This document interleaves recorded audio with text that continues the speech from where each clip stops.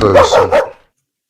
Olá, estamos aqui novamente para o podcast Medindo os Bigodes, eu, Yuri Vieira, e o Alexandre Soares Silva, né?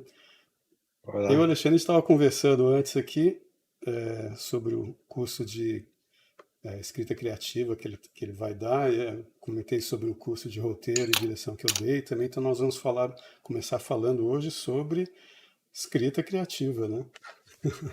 Que eu acho que é uma coisa que o pessoal É, curte ouvir. E depois a gente entra nos assuntos tenebrosos, né? o que acontece é que eu dei a minha promessa que eu ia fazer esse curso, só que eu dei com 6 meses de antecedência, e quando eu falei sim, eu pensei, tem 6 meses para pensar nisso, tudo bem. Só que agora tem um mês, eu estou desesperado. Isso, eu preciso falar do assunto, para ver se brotam ideias de algum lugar. Como é que você vai começar esse curso? Falando sobre o quê, por exemplo?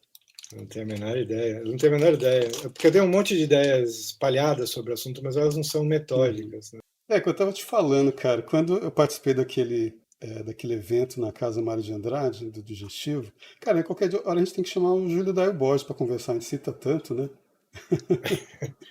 Sim. Então, mas quando eu participei lá, aí durante os debates, aí depois vieram as perguntas, aí alguém me falou qual é o seu método de escrita e tal. Eu travei completamente, cara, isso foi em 2008, né? Que eu pensei assim, nossa, eu Ah, tenho um método de escrita. Eu já tinha publicado um livro, já estava escrevendo outros dois, assim, os contos soltos, né? Que depois se transformaram em livros, e eu não sabia qual que era o meu método. Eu falei, quer dizer, eu sabia inconscientemente, assim, eu não tinha uma coisa, não tinha pensado no assunto. Eu simplesmente, quando eu escrevia, eu seguia realmente um passo a passo, um sistema, mas era uma coisa que aconteceu, entendeu? Porque eu tentei muito, várias vezes, escrever e largava o negócio pela metade. Ainda, de vez em quando, alguma coisa não dá certo, a gente põe na gaveta, mas eu não claro. conseguia terminar antes, né? Quando eu estava estudando na UNB e tal. Mas aí eu fui pensar o que que era tal. Só depois, assim, dias depois, ou seja, eu fiquei igual aquele personagem do programa humorístico do Jô Soares, que o pessoal brigava com ele e ficava assim, Você lembra disso? Eu acho que eu lembro vagamente. É o que se chama de espírito da escada, né? O witch da escada, né? Porque É, você ouve alguma coisa numa festa e não tem resposta, daí quando você está indo embora, descendo a escada, aí você, aí exatamente. você sabe o que falar. A expressão vem do pessoal que faz discurso, né? Tá lá no parlatório, quando desce, né, da escada, que, nossa, né? Exatamente. Deixa eu voltar e falar um negócio. Mas você tem um método, então? Você saberia responder essa pergunta agora? Para escrever conto, tem que é mais ou menos o mesmo sistema, assim, para roteiro de curta-metragem, né? Porque, por exemplo, sabe uma coisa muito boa para você sacar formas, ideias diferentes de como escrever? Cara, são as entrevistas da Paris Review, não sei se você já Já leu. li toda, né? Sim. Nossa, eu Eu também gosto de gostei ler e daquilo. reler. E agora eu tive que arranjar o livro, né? Porque os caras, até uns anos atrás, era aberto, né? No site, É. né? Todas as entrevistas estavam disponíveis, agora elas estão lá fechadas, tem que pagar, né? Para ler. Mas dá para encontrar o livro por aí. Eu lembro, tem uma entrevista do Faulkner, se eu não me engano, acho que era da Paris Review mesmo que eu li, não sei. Mas que ele fala assim que o escritor precisa de três coisas, né? Que ele fala: experiência, observação e imaginação, né? Tem que ter uma certa experiência de vida, né? Não precisa, como a gente já comentou aqui várias vezes, você não precisa experimentar tudo. Dostoiévski nunca matou ninguém antes de escrever a história do Raskolnikov, né? É. Você não precisa ter todas as experiências, né? Precisa ter um leque, assim, pelo menos uma oitava, como eu falei, dó, ré, mi, fá, sol. Dor, prazer, amor, saudade, vários sentimentos que você muda de escala conforme a história que você está escrevendo, né? Então você tem que ter experiência, observação é uma coisa que eu acho que eu aprendi muito na época que, pegando literalmente, né, ao pé da letra, observação, quando eu comecei a mexer com fotografia, né? Depois fui ter estúdio. Eu tinha um amigo quando eu era criança, ele era muito observador, cara. Às vezes ele falava umas coisas tipo, você viu um não sei, sei lá, o cabelo, não sei de quem. Aí eu ia, não, não via. Aí quando eu olhava, tinha um cara que tava com um chiclete pregado no cabelo, entendeu? O cara tinha uma observação assim, que ele via cada coisa que eu não passava batido para mim, mas observação de tudo, né? Não só observação visual, né? Imaginação, né? Ele fala também que você tem que ter. o Faulkner usa matemática bem louca, né? Você tem que ter 99% de talento, 99% de trabalho, porcentagem louca, né? Mas, Hum, mas, mas sabe um erro que eu acho que muitos escritores cometem é procurar experiências de propósito para escrever. eu Eu fiz acho isso isso um muito. erro. Mas foi útil para você? Cara, em algumas coisas sim, mas em outras só me fez perder tempo, entendeu?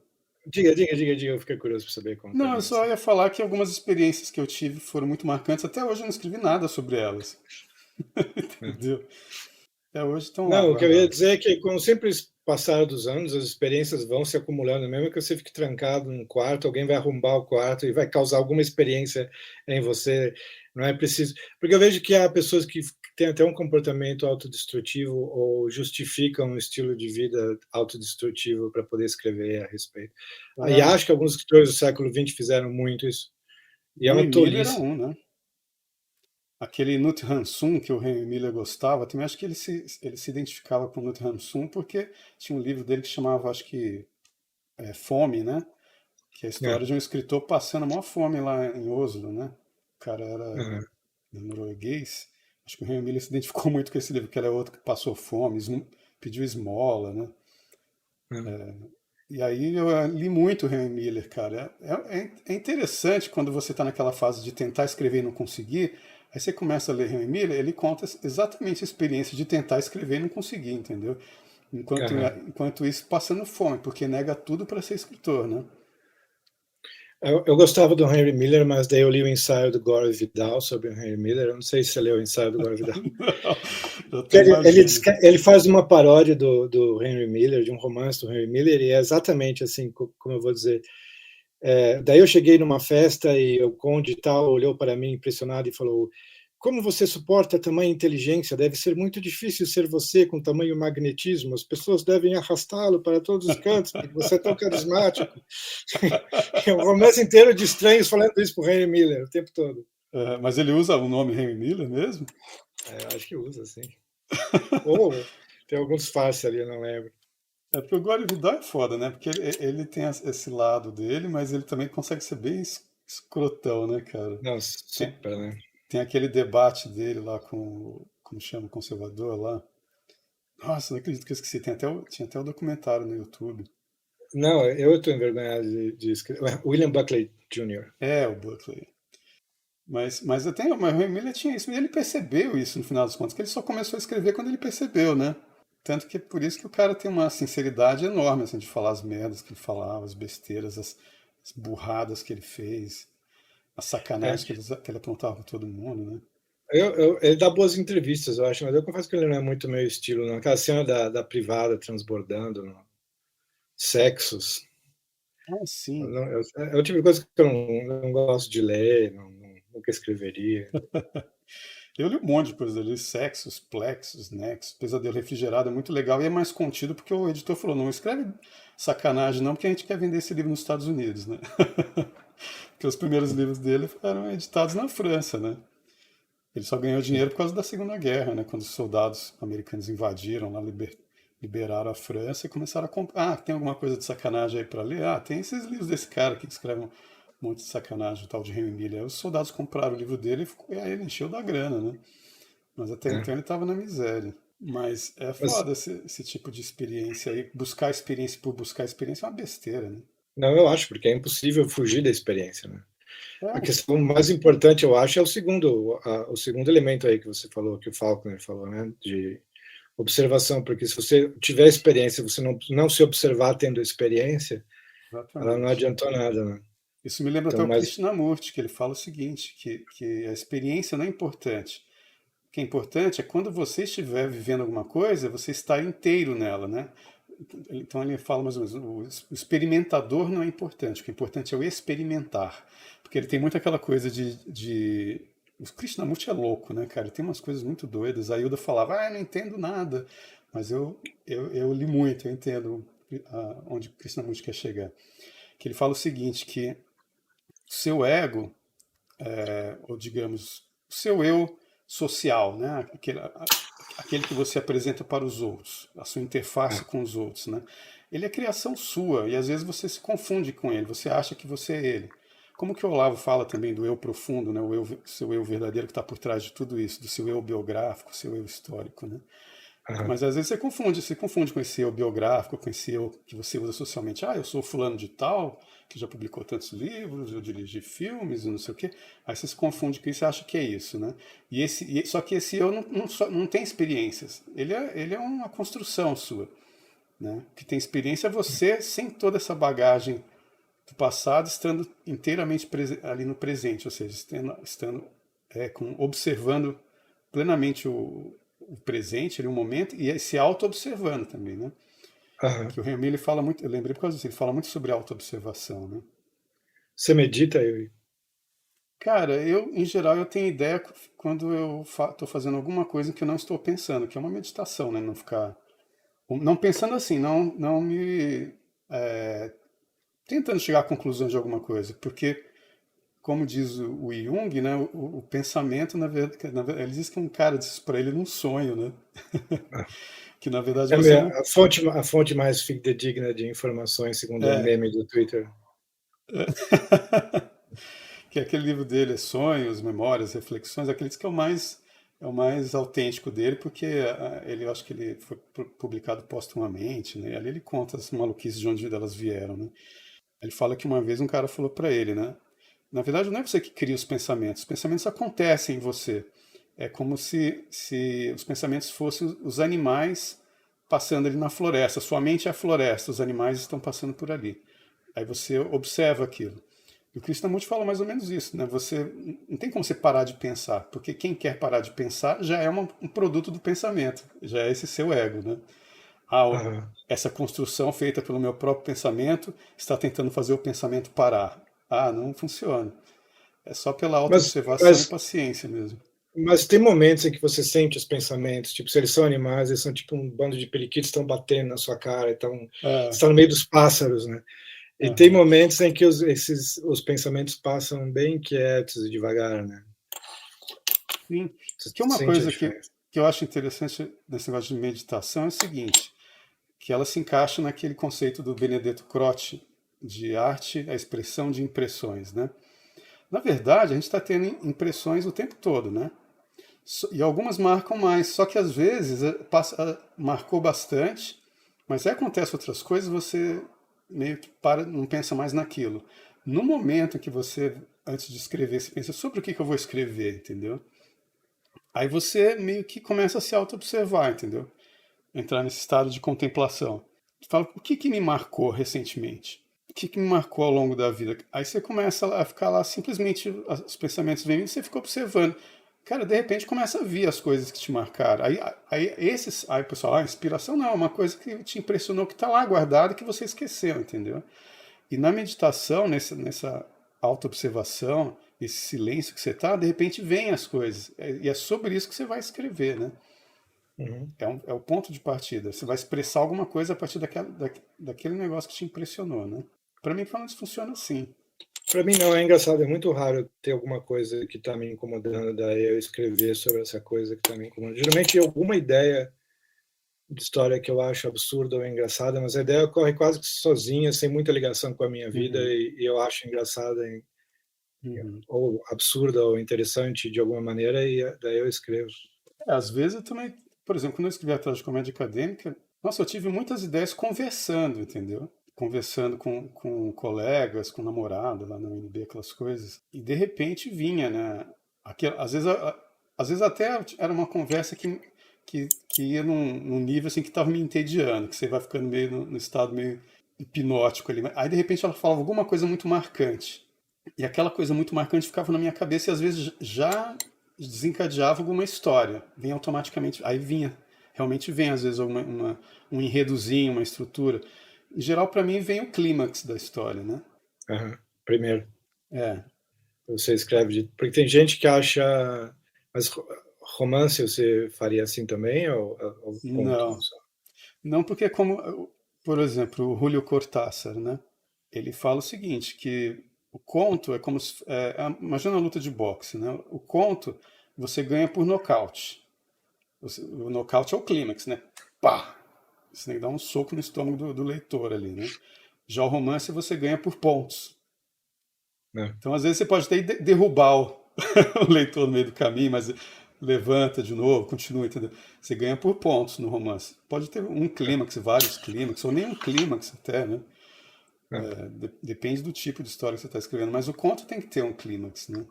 É porque muita gente diz que você escrever um romance já sabendo como termina torna um processo monótono, o processo de escrever, né? É, porque eu acho que é como se fosse uma viagem, né? O romance, né? Eu sempre soube, ou pelo menos eu comecei a escrever logo nos primeiros dias ou semanas de começar a escrever, eu já começava a pensar em como ia terminar. Só no meu último livro eu decidi começar a escrever sem ter a menor ideia, não só do fim, mas do meio, sem ter a menor ideia do que estava acontecendo. Eu achei o processo mais divertido, certamente, de escrever desse jeito, descobrindo sobre o que era o livro no meio do caminho. Dá Eu uma certa acho. sensação de pisar no vazio, mas eu achei o processo mais divertido do que planejar tudo. Eu acho que os romances que eu comecei e não terminei era justamente porque eu ainda não tinha essa clareza de método e confundia como escrever um conto com como escrever um romance. E, e como eu não tinha uma ideia de clímax ou de fim, eu começava meio a travar, entendeu? Ah, Tipo assim, é como se você estivesse saindo para uma viagem sem estar aberto para o que está acontecendo durante a viagem, né? Porque eu já comparo, ele compara com boxe, eu comparo com escalada e caminhada, né? Tipo, você vai escalar uma montanha, é um conto, né? Você tem que saber onde é o cume, senão você se perde, né? é. Agora, eu acho que o romance é como se fosse uma trilha que você vai fazer, trekking, né? Vou caminhar, não sei o que vai acontecer no caminho aqui, né?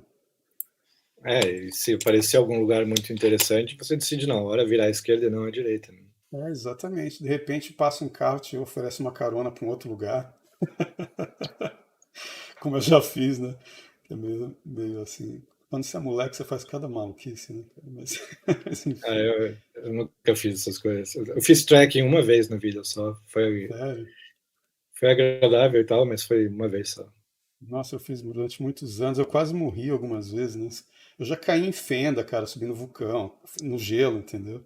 Fiquei É, pendurado nas cordas, dando risada porque a neve não tinha desabado ainda. Atolei até o pescoço, assim, na neve, e os caras, o guia me olhando com uma seriedade, né?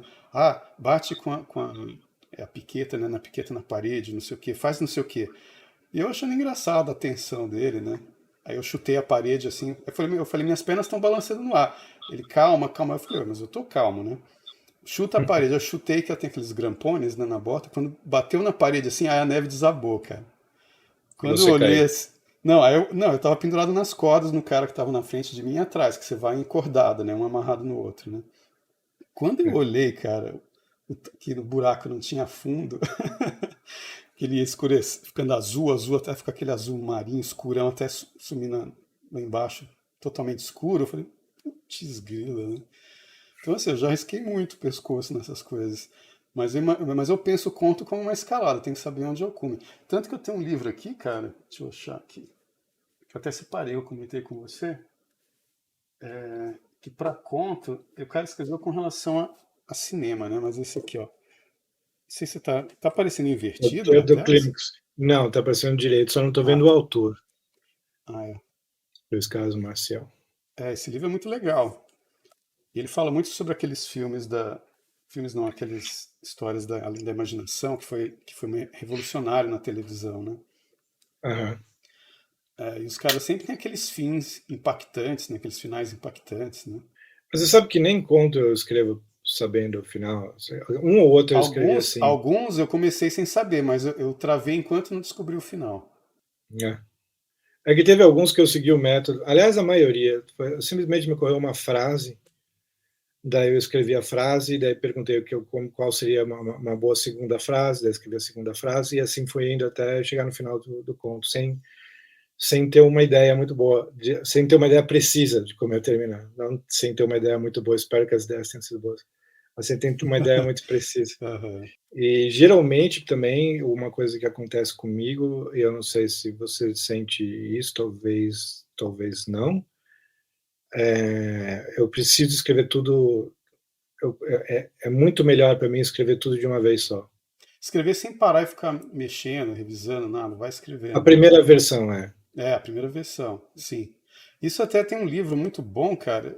Na verdade, eu tenho só o e-book desse. Tem, eu sei que tem um livro, tem em inglês, obviamente, e tem um livro em português, mas eu li a versão em espanhol, que é do. Não sei se Não dá para entrou em enxergar aí. foco.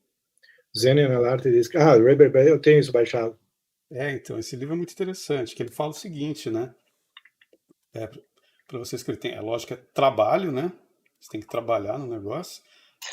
E aí você tem, mas relaxamento, você tem que estar relaxado. E ele fala, não pense. Tipo assim, não julgue o que você está escrevendo, entendeu? Não pense na Não. gramática. É muito melhor só ser inteligente na edição, se você conseguir na hora É, de reescrever. Na hora de reescrever, põe o seu chapéu de crítico. porque eu lembro de aula de desenho e pintura que tinha lá em Brasília, né? E eu tive de escultura também no Instituto de Artes, né? O desenho eu Uma, tive também. uma analogia que eu fiz, por exemplo, os caras pegavam um bloco de mármore, aí iam esculpir no mármore, né? Você faz primeiro aquele esboção, assim, geral, que fica só uma forma meio assim. É como se a primeira versão do conto você estivesse criando aquela forma não definida ainda, né? Uhum. É depois na revisão que você vem lá, né? Encontrando os detalhes mesmo, né? Primeiro você tem que É. criar o bloco. E sei lá, é bom você não se prender muito, porque às vezes eu estou escrevendo um conto de uma vez só e vem a ideia, nossa, mas isso aqui é brega, não é? Daí eu quero parar de escrever e já consertar, mas aí eu me forço a ir até o final e daí eu vejo na revisão se é na hora de reescrever se é brega mesmo, e se é um brega que dá para manter ou melhorar, ou se é brega para tirar mesmo. Ou se você torna autoconsciente a breguice do negócio, ou seja, transforma em ironia, né? É. Rola também. Mas sabe o que você falou de desenho, e eu lembrei que tem um crítico francês, Rémy de Gourmont. Você sabe que ele é o Balá que ficou popular entre as pessoas de influência do Olavo, né? Era um autor francês que ensinava a escrever e ele promulgava o método de você copiar Ah, autores, né? Antoine Albalá, né? É, é. Antoine Albalá, entendi. Eu acho bom esses livros, mas esse Rémy de Gourmont, que é um cara mais ou menos da época do Albalá, ele odiava, e ele odiava os livros do Albalá. E ele escreveu um livro inteiro para refutar o Albalá. E é muito bom. O Problema do Estilo é o Uhum. nome do livro. Não sei se tem em português. Daí tem uma hora que ele diz que nenhum pintor escreve mal. Que você vai ler as memórias de todos os escritores, nenhum pintor, eu falei isso, né? Não falei escritores, né? Nenhum pintor escreve mal. Você vai ler as memórias de qualquer pintor, eles escrevem muito bem, Delacroix.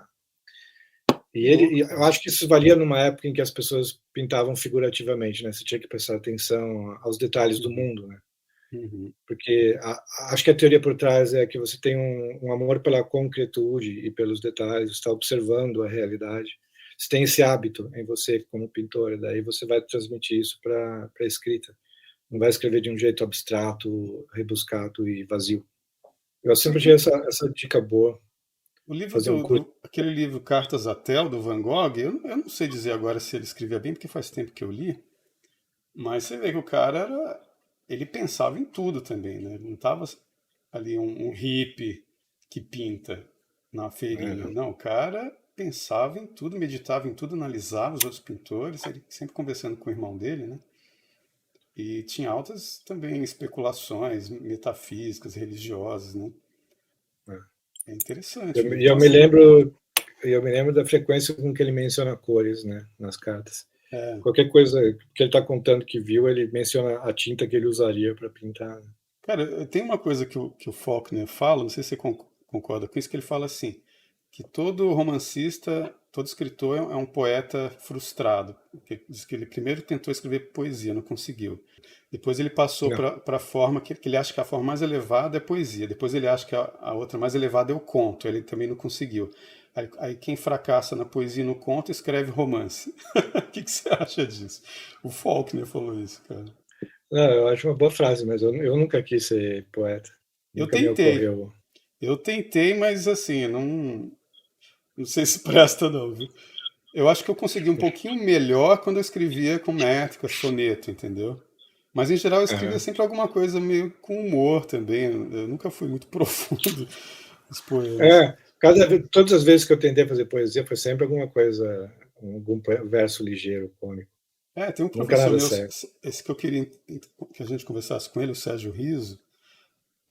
Uma vez ele mandou fazer um trabalho de desenho lá e eu atrasei, deixei pro final de semana. Aí uma ex-namorada minha apareceu no meu apartamento, aí não deu para fazer desenho nenhum mais, né? Aí só que só deu tempo de eu escrever um soneto. Eu entreguei para ele soneto de desculpas pelo trabalho não feito, uma coisa assim.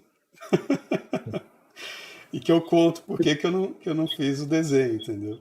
Aí eu fazia Isso era um soneto bom assim. hábito. Era um bom hábito de antigamente, que as pessoas faziam verso de ocasião, né? É. Iam para uma festa, escreviam um versinho para a dona da festa agradecendo. Um Teve bom uma época que eu hábito escrevia mental. muito haikai, né? Porque haikai são 3 versinhos, né? Aquele negócio bem curtinho. Agora teve uma época que eu me ferrava nesse negócio de escrever poema, porque eu acho que eu contava, fazia, como escredia errado, entendeu? Eu contava as sílabas errado. Quando eu não contava, saía certo, porque eu ia realmente na tônica, terminava na sílaba tônica. Aí quando eu resolvia contar, eu contava todas as sílabas da palavra e às vezes a tônica não está na última, né? Aí Ah. contava errado, entendeu? Fazia essas besteiras. Eu estava estudando métrica o ano passado, porque eu queria aplicar para prosa. Sempre uma curiosidade que eu tive de estudar como prosadores usam a métrica. Uhum. Porque usam, mesmo que inconscientemente, é impossível falar sem usar métrica, né? Mas Isso é existem um muito ritmo, né? poucos livros, né? E você vai ver, se você pegar alguns trechos, eu me lembro de ler Machado de Assis e ficar tentando seguir a métrica e tal. Tem coisas que parecem proposital, sabe? De vez em quando tem decassílabos heróicos perfeitos ali no meio, terminando no ponto final, assim, não parece acidental, at all. Entendi. Mas eu acho um assunto interessante, mas só tem um livro que eu encontrei que estuda esse assunto. Eu gostaria que houvesse uma biblioteca inteira, porque é um assunto que eu gostaria de estudar a fundo. O E Machado eu de acho Assis parece que ele tinha assim, o frenesi da concisão, né, cara?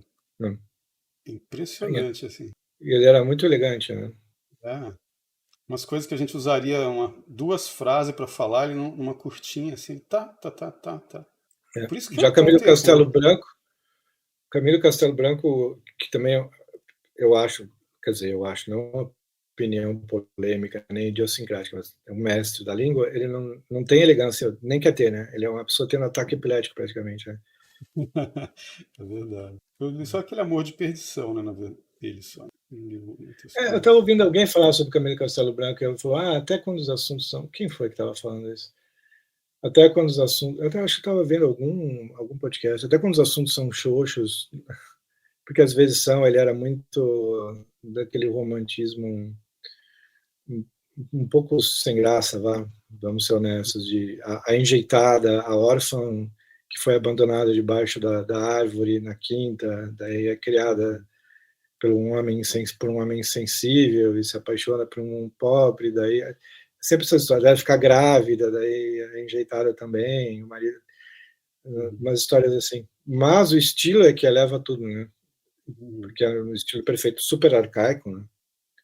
Porque ele não tinha o menor medo de usar palavras que já eram antigas na época dele, e ele estudava literatura medieval para fazer isso, parece. Mas isso é uma coisa que eu queria até ter falado com o Rodrigo Gurgel, porque é uma discordância que eu tenho com ele.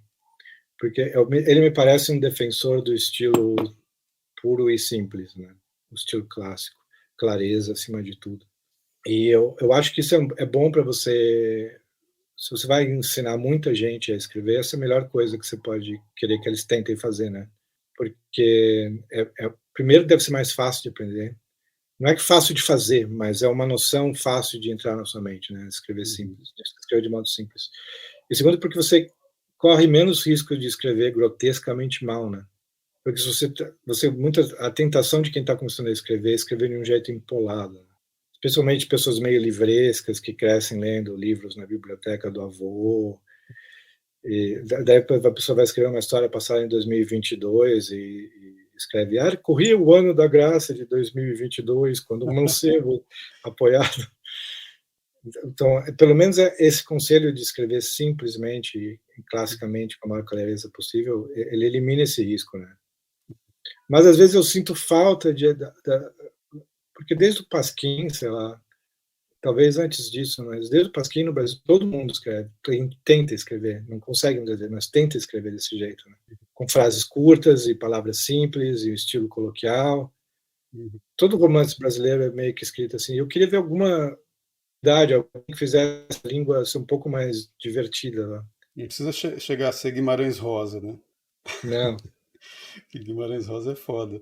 É muito, eu gosto muito, entendeu? Mas eu jamais conseguiria fazer daquelas maluquices dele lá. Porque, por mas exemplo, sabe uma você tem um coisa que Veredas, você leva 3 páginas só para se acostumar com o negócio, né? Você tem que mas uma coisa que relaxar. eu estava conversando com um amigo que você pega o Guimarães Rosa e abre ao acaso e lê uma frase ao acaso e é brega. É isso. Eu sei que muita gente vai ficar irritada comigo, mas é um fato. Você lê isolado, você tem uma Uhum, reação de é uma pessoa artificiosamente tentando falar com um matuto de um jeito que o matuto nunca falaria. uhum. Mas daí quando você lê inteiro, você é hipnotizado por ele, né? Você entra no fluxo da coisa, daí você percebe o valor daquilo, né? Cara, você conhece o Geraldinho Nogueira? Já ouviu Não, falar? É um não. caipira da cidade da minha mãe, cara. Ele morreu, já tem até estátua dele na cidade. Ele era um contador de causos. Se você procurar no YouTube Geraldinho Nogueira, Causo do Marimbondo ou Causo da Bicicleta, é tão engraçado, mas ele tem um estilo de falar que é totalmente natural dele. O cara era um caipira, ele inclusive trabalhou, acho que na fazenda do meu bisavô já, entendeu?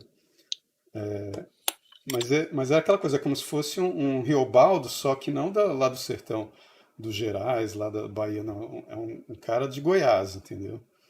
Então Mas ele tem tem umas um canal diferenças. de YouTube, é isso? Não, é que ele contava causa na cidade para as pessoas, mas aí teve um apresentador de televisão de Goiânia, que eu esqueci o nome dele agora, que tinha um programa local que chamava Frutos da Terra, que ele convidou o Geraldinho Nogueira para ir no programa, entendeu? Contar os causos dele. Era um caipira mesmo, cara, entendeu? Tinha Hum. sido peão, né, de fazenda, essas coisas. Um cara natural, assim, ele nunca teve nenhuma pretensão de ter um estilo de contar causos. É o jeito dele, entendeu? Mas ele conta uns causos muito engraçados, numa linguagem que o pessoal de Minas, Goiás, interior de São Paulo, entende facilmente, que são divertidíssimos, mas ele usa umas expressões muito interessantes. Né? Quando ele É, não sabe o nome das coisas. Por isso que eu achei interessante ler, por exemplo, a história da província do Brasil. A primeira história do Brasil. O cara, quando vê um leão marinho na praia, que não tinha essa palavra, leão marinho, ele vai explicar para os leitores de Portugal o que é que ele estava vendo, entendeu? aham, Para ele falar tacape, fala tacape, a gente já sabe que é um tacape. Não, ele fala, ele descreve, mas é sempre de um jeito, comparando com coisas que eles conhecem, é de um jeito tão engraçado, e esse caipira faz isso, entendeu? aham. Então, assim, Vou você vê ver. que tem umas expressões, acho que é o Mia Couto que fala que no interior do Brasil a língua é mais língua portuguesa do que a língua falada em Lisboa hoje, entendeu? Porque ficou daquela época, ficou ali ilhado, entendeu? Sei. Então, tem umas coisas assim. Minha avó mesmo, que morou muito tempo em fazenda, uma parte da vida dela, falava umas coisas meio, umas palavras meio em espanhol. Tipo, ela não falava estou com uma dúvida, ela falava assim, estou com uma duda. Duda em espanhol, entendeu? Aham. Então, assim, era um português antigo, entendeu? E esse cara tem umas expressões muito engraçadas. Ele descrevendo uma bicicleta que ele nunca tinha visto na vida, cara, você morre de rir.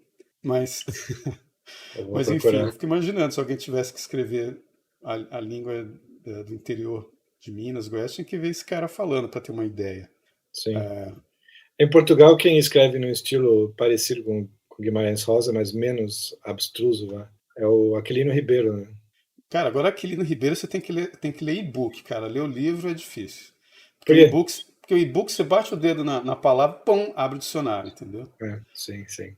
Nossa, cara, ele usa cada palavra, assim, que, pelo amor de Deus, né? É, as primeiras vezes que eu li, eu me lembro de ter abandonado na segunda, terceira página. Não, você Quando eu tem que era ler. adolescente. Se você for ler um livro, você tem que ligar o foda-se, igual quando você lê Grandes Sertões, não, Os Sertões, né? Porque toda hora parar para olhar no dicionário também você fica passando mal, né? Ninguém faz isso. Aquele no Ribeiro é muita palavra diferente, cara, muita palavra diferente. Tem umas Essa. 3 por parágrafo que você nunca viu na vida. Eu estou até acostumado com vocabulário português, porque eu leio bastante autores portugueses, e meu pai é português, e meu pai tem o vocabulário Não, próprio mas vou dele te também. falar, cara, eu acho que se o Fernando Pessoa pega o Aquilino Ribeiro para ler, ele vai olhar no dicionário toda hora. Sim. Porque o Fernando Pessoa é um que você esquece do dicionário. Ele é super fácil de ler. Ele parece que É está assim, aquela preocupação mais com com a sintaxe mesmo do que com o vocabulário, vocabulário ali, né? né? O Fernando Pessoa é muito simples de ler nesse Sim. sentido. Agora, Aquilino Ribeiro, nossa, cara. É. E são É palavras que tipo assim. são pessoas, os personagens são pessoas camponeses, de aldeias, né? Do alto da É, aí ele chama montanha. pistola, fala uma palavra que você nunca viu na vida. Quando vai falar o cavalo que puxa a carroça, só por ser um cavalo de puxar a carroça já tem um nome que não é cavalo. Entendeu? Aí são coisas assim que você fica. Pô, aí você olha assim, cavalo, pô, é cavalo, por que ele não escreveu cavalo? Não, porque aquele é um cavalo que puxa carroça. É um nome diferente, Sim. entendeu? Aí você fica, caramba, né? Eu estava lendo Walter Scott, eu estava lendo aquele livro que quando eu era criança eu chamava Ivanhoé, e eu ainda continuo falando Ivanhoé, mas obviamente não se pronuncia Ivanhoé. Ivanhoe, imagino que seja. Ivanhoe, E ele tem o hábito, né, de fazer o que as pessoas da época faziam, que é quando tem um personagem popular, escrever do jeito que as pessoas estão falando, né? sim. Transcrever o sotaque da pessoa, Hum. que é muito cansativo de ler, né? Então, às vezes eu fico pensando, como é que faz, né, cara? Porque, por exemplo, tem um conto meu. Esqueci, mas é da tragicomédia acadêmica, que é a história de um bobo da corte que vem lá perdeu o emprego na Inglaterra e foi para a UNB, entendeu? Uhum. Aí eu sei que ele vai conversar com os caras no restaurante, e lá em Brasília, assim, né? O pessoal que trabalha em restaurante em geral, o pessoal do Maranhão, do Rio Grande do Norte. Então, assim, eles têm outra forma de falar, entendeu? Então, assim, eu procurei, então, meio que imitar o jeito que os caras falam, entendeu? Uhum. Mas eu ficava na dúvida, mas eu fiquei pensando, era o jeito que os caras falavam, entendeu? Não estou mentindo, entendeu? Por exemplo, acho que no livro da escritor, Exorcista na Casa do Sol, quando eu falo do Chico, que era o caseiro da Ilha, ele era do Rio Grande do Norte, do interior, né? Ele tinha umas Uhum. expressões muito engraçadas, umas coisas diferentes de falar. Por exemplo, quando eu expliquei para ele o que era internet, ele falou para mim, lá na minha terra, a internet é burro comendo milho, né? Aí eu falei, burro comendo milho? Como assim, Chico, burro comendo milho? O que isso tem a ver com a internet? Ele não é que lá na minha terra não acontece nada. Quando um burro começa a comer milho, todo mundo para olhar. Ele quer dizer que era uma coisa que chamava muito a atenção das pessoas, a internet, entendeu? Uhum. Mas você não Então, acha? Eu me lembro, pelo menos quando eu era adolescente, eu achava que carioca lidava com a língua de maneira mais criativa que paulista. Eu ainda acho que paulista da cidade grande, paulistano, né? talvez. Trata a língua de uma maneira um pouquinho meio sem graça, meio sem criatividade, né? Você vê isso nos nomes das lojas, nos nomes. Não, você vê aquele filme, por exemplo, lá, Cidade de Deus, os moleques falando, eles usam umas palavras, né? Contexto.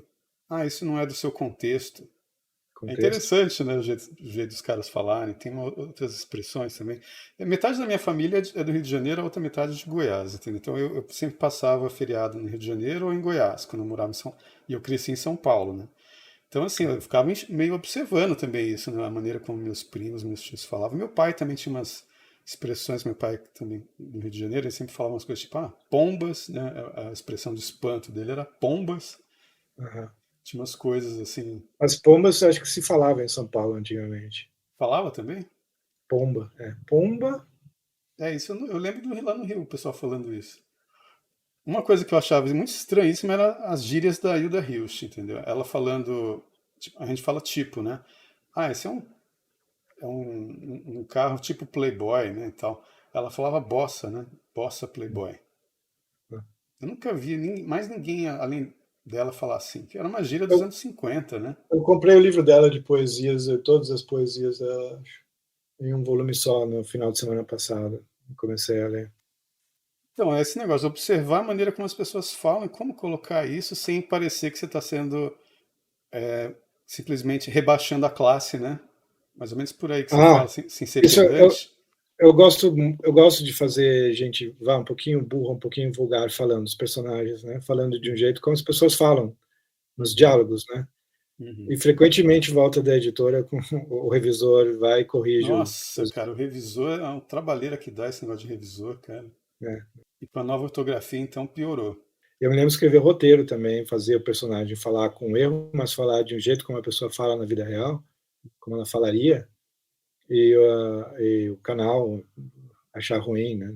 Ficar me ensinando gramaticalmente, mas não se fala assim. Você é um Atenção! escritor, você não sabe escrever, né?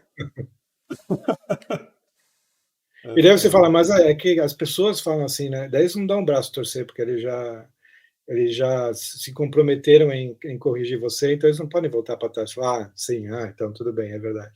Eles dizem, não, mas mesmo assim, mesmo as pessoas falando assim, a gente não pode deixar o personagem falar desse jeito. Pois é, porque a Flannery O'Connor, cara, eu desisti de ler em inglês porque ela usa muitas expressões populares, o jeito do pessoal falar da Eu região lá sou, do sul dos Estados Unidos, entendeu? Então, assim, eu achei muito difícil ler em inglês ela. Né? Aí as obras completas que eu comprei delas estão em espanhol, entendeu? você lê bastante em espanhol? Eu leio muito espanhol. Por ter morado no Equador, né? E, em geral, muitos livros na UNB, principalmente, quando eu procurava em português não tinha, procurava em espanhol tinha, entendeu? Eu acho que os tradutores, o pessoal de língua espanhola é muito mais livresco, erudito, tem um número de tradutores é muito maior, entendeu? Você acha tudo em espanhol, é impressionante. Não Então eu duvido. leio muito mesmo. Tem alguns romancistas ou contistas de língua espanhola Ah, pouco cara, conhecidos que você... eu lembro muito de um poeta equatoriano que chama Jorge Carreira Andrade. Eu gostei desse cara, ele era um diplomata equatoriano, quase ninguém conhece.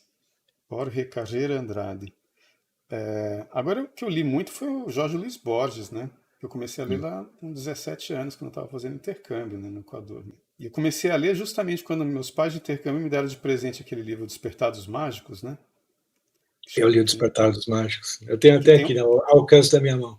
que tem um conto do Borges, né? Que é o Aleph, né? Tem um conto do Borges, tem um conto do Arthur Marrin, né? Tem, Arthur Martin também. Né? E o do Borges eles me deram em espanhol, esse Despertados Mágicos, que em espanhol é El Retorno de los Brujos, entendeu? Que em francês é aquele Le Matin des Magiciens, né? Uma coisa assim, né? Não sei, eu tenho uma versão em português aqui. Uhum. Despertados Mágicos mesmo. Despertar dos Mágicos. É, eu tinha comprado um livro do Borges, mas eu li antes nesse livro. Eu falei, nossa, aí eu fui pro livro. Eu acho que era o livro de Arena, né? Que eu tinha comprado. Uma coisa assim. Aí eu li um monte também. Meu pai tinha ficções na biblioteca da casa dele, então eu lia, era criança mesmo. E eu adorava, mas agora eu fico me perguntando quanto eu entendia, né? Porque eu achava que eu entendia tudo. Eu não lia tendo a percepção de que eu não estava entendendo tudo. Porque o Borges tinha uma coisa engraçada que eu já vi ele falando, que às vezes ele tinha ideia de escrever um romance. Aí ele pensava no romance. Aí ele pensava assim, nossa, isso vai dar uma trabalheira só para expressar uma ideia tão simples. Não, eu vou escrever um livro em que o cara leu esse romance. É o método do preguiçoso. Ele fazia isso. Mas eu acho que ele tinha uma prevenção contra romances, né? Você vê a maior parte dos livros que ele cita não são romances, né? São contos, são não ficção, poesia. E ele tem vários momentos em que ele fala mal de Tolstói, Mas só isso eu não lembro. Flaubert. Uhum.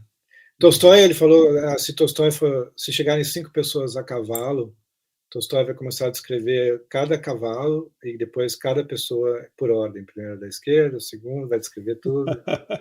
Sabe o que é engraçado? Isso eu senti mesmo no Tolstói, mas engraçado, não me incomodou, porque em geral eu fico incomodado com o exagero. De- Para mim é, também não. mas não me incomodou nada. E eu acho o Tolstói, por exemplo, comparar Tolstói e Dostoiévski. Dostoiévski eu estava falando como chama lá, do Amor de Perdição, Camilo Castelo Branco, né? Blá, blá, blá, blá, blá, blá. Dostoiévski fala sem parar, né? Vai delirando, como você E ele é falou lá, né? cego, né?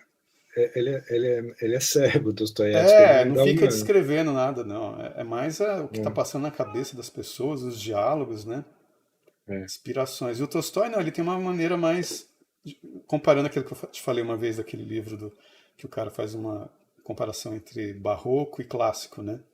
Ele fala que no correr das décadas, dos séculos, vai havendo uma mudança cíclica entre estilos mais análogos ao barroco e estilos mais análogos ao clássico. Ou seja, coisa mais arrumadinha e coisa mais blá, né? Aquela aham. coisa mais vomitada e tal. Aí a gente pode ver assim, o Dostoiévski é mais barroco, o Tolstói é mais clássico, né? Ele é mais organizadinho. Mas o Nabokov, enfim, eu não deveria falar Nabokov, porque Nabokov insistia que você devia falar Nabokov, né? O Nabokov não gostava de Dostoiévski por causa disso, precisamente, né? Pelo fato de ele parecer um autor de teatro, quase, praticamente. Diálogos gigantescos, né? Autor de um teatro que ninguém jamais seria capaz de decorar o texto, né? Cara, você Sim. já viu o pessoal passando o texto antes da peça? Quando eu fiz aquela peça, aquela adaptação do Admirável Mundo Novo, né? Foi a Miriam Virna, né, que dirigiu, ela era atriz e tinha um ator lá com ela, que eu esqueci o nome dele agora, mas eles apresentaram no Rio de Janeiro e em Brasília, né? Aí eu tô lá com eles nos bastidores, em Brasília, aí ela virou, aí faltava 5 minutos para começar a peça, ela virou pro cara, vamos repassar o texto? Aí eu arregalei o olho desse tamanho, mas falta só 5 minutos, né? A peça durava uma hora e pouco, né? Aham. Aí eu falei assim, mas não dá tempo. Aí eles olharam pra mim assim, meio rindo, e falaram tipo assim, como assim não dá tempo? Aí um olhou para outro e começou. Blá blá blá blá blá blá blá blá blá blá blá blá blá blá blá blá blá blá blá blá. Cara, eles falaram o texto inteirinho, uns 2, 3 minutos. Aham. Super assim, como se fosse duas máquinas, entendeu? Era E só depois pra. falam, e depois falam, porque eu li alguns livros sobre mnemônica e eles sempre falam que não dá para treinar a memória, né? Parece que vários estudos de psicologia se fala isso, que se você ficar decorando coisa todos os dias, isso não vai desenvolver a sua memória. Mas como é possível? Porque uma história como essa não é a prova de que você vai sim desenvolver a sua memória? Ou as pessoas escolhem a carreira de atores justamente porque já têm uma memória boa? Pois é, não sei. Porque é uma necessidade, né? Como é que você vai apresentar uma peça de uma hora sem decorar o texto inteirinho? Eles passavam o texto inteiro antes para ver se nenhum tinha esquecido nenhuma fala, entendeu? Eram só os dois atores. É que eles faziam vários personagens mudando, né? Durante a peça, né? Mas eram só os dois atores. Então, assim, É. uma hora, uma peça de uma Mas hora. eles se Impressionante. atinham ao texto ou chegava uma hora que eles estavam mais Não, eles improvisados? se atinham, não improvisavam, não, entendeu? Era o texto decoradíssimo. Porque a Miriam é uma figura super, né? rígida, assim, com esse negócio. Mas eu fiquei Eu chocado. Falei, odeio, jamais conseguiria decorar um negócio desse. eu E eu odeio atores escrevi, né? que improvisam coisas. Odeio esse hábito de usar o texto que você pensou durante meses, pelo menos semanas. Você passou horas e horas pensando naquele texto. Eles usam como um ponto de partida para a improvisação que eles vão fazer no momento. Ah, é. Eu também, quando eu fiz. Eu tenho um trauma de palco, né, cara? Porque eu escrevi uma peça lá em Brasília que era esse é o trabalho final. E a gente ficou ensaiando desde o primeiro dia de aula, né? Era o final do semestre, né? O professor separou as turmas. Eu falei, pessoal, eu posso escrever o texto? Vocês concordam que eu escrevo o texto? Ah, vamos discutir um tema. A gente discutiu um tema junto, decidiu os personagens juntos, porque era o número de atores que estavam ali. E eu fui escrever a peça e começamos a ensaiar. Quando estava assim, mais ou menos um mês ou dois, já que a gente estava ensaiando aquele texto, todo mundo decorado, chegou uma garota que estava morando no exterior. Tipo assim, ela atrasou 2 meses para entrar no curso e o professor aceitou ela, entendeu? Uhum. E como o meu grupo era o que tinha menos atores, botou ela no meu grupo. Eu falei, putz, agora tem que reescrever a peça inteira criando um personagem para ela. Já começou a atrapalhar por aí, né? É, E ela não gostava de decorar texto, só queria improvisar, que me deixava putíssimo, porque eu, em alguns momentos perdi o sentido da peça, claro. entendeu? Eu fiquei tão nervoso com essa garota que no dia da estreia do negócio eu tava uma pilha de nervos que eu sabia que ela ia destruir tudo, porque no ensaio geral ela mudou um monte de coisa. E eu tava puto com ela já, entendeu? como a gente tinha decidido ter um texto desde o começo, ninguém quis mudar, né? E o pessoal ficava irritado com ela também. Aí eu sei que no dia da apresentação eu tava uma pilha de nervos. Cara, eu errei tudo, esqueci tudo. E a filha da mãe lembrava de tudo, decorou a parte dela inteira. Eu destruí a peça porque eu tava nervoso com ela, entendeu? Eita. Saí dali com uma amiga minha, a gente tomou um porre. Fiquei com trauma de palco e trauma de ator que fica improvisando no ensaio, entendeu? Nossa. Eu passei por isso recentemente, porque tem um filme que eu escrevi com o Fábio Danesi, que vai ao ar agora esse ano, né? Só que no processo de casting apareceu uma atriz lá que foi bem tratada, e todo mundo tratou muito bem, porque seria interessante trazer ela para o projeto, porque ela era meio conhecida, até esqueci o nome, eu não conheço o nome de ator muito bem. Eu também E só conheço a imagem. ela não leu o roteiro, daí ela Uhum. pediu para contarem em voz alta para ela em 10 minutos, e daí na hora ela queria, por que não termina, em vez de terminar assim, não termina assim? A gente passou meses falando sobre o final, eu e o Fábio, né, Uhum. conversando sobre o final. E ela acha que em 3 segundos ela vai ter um final melhor do filme.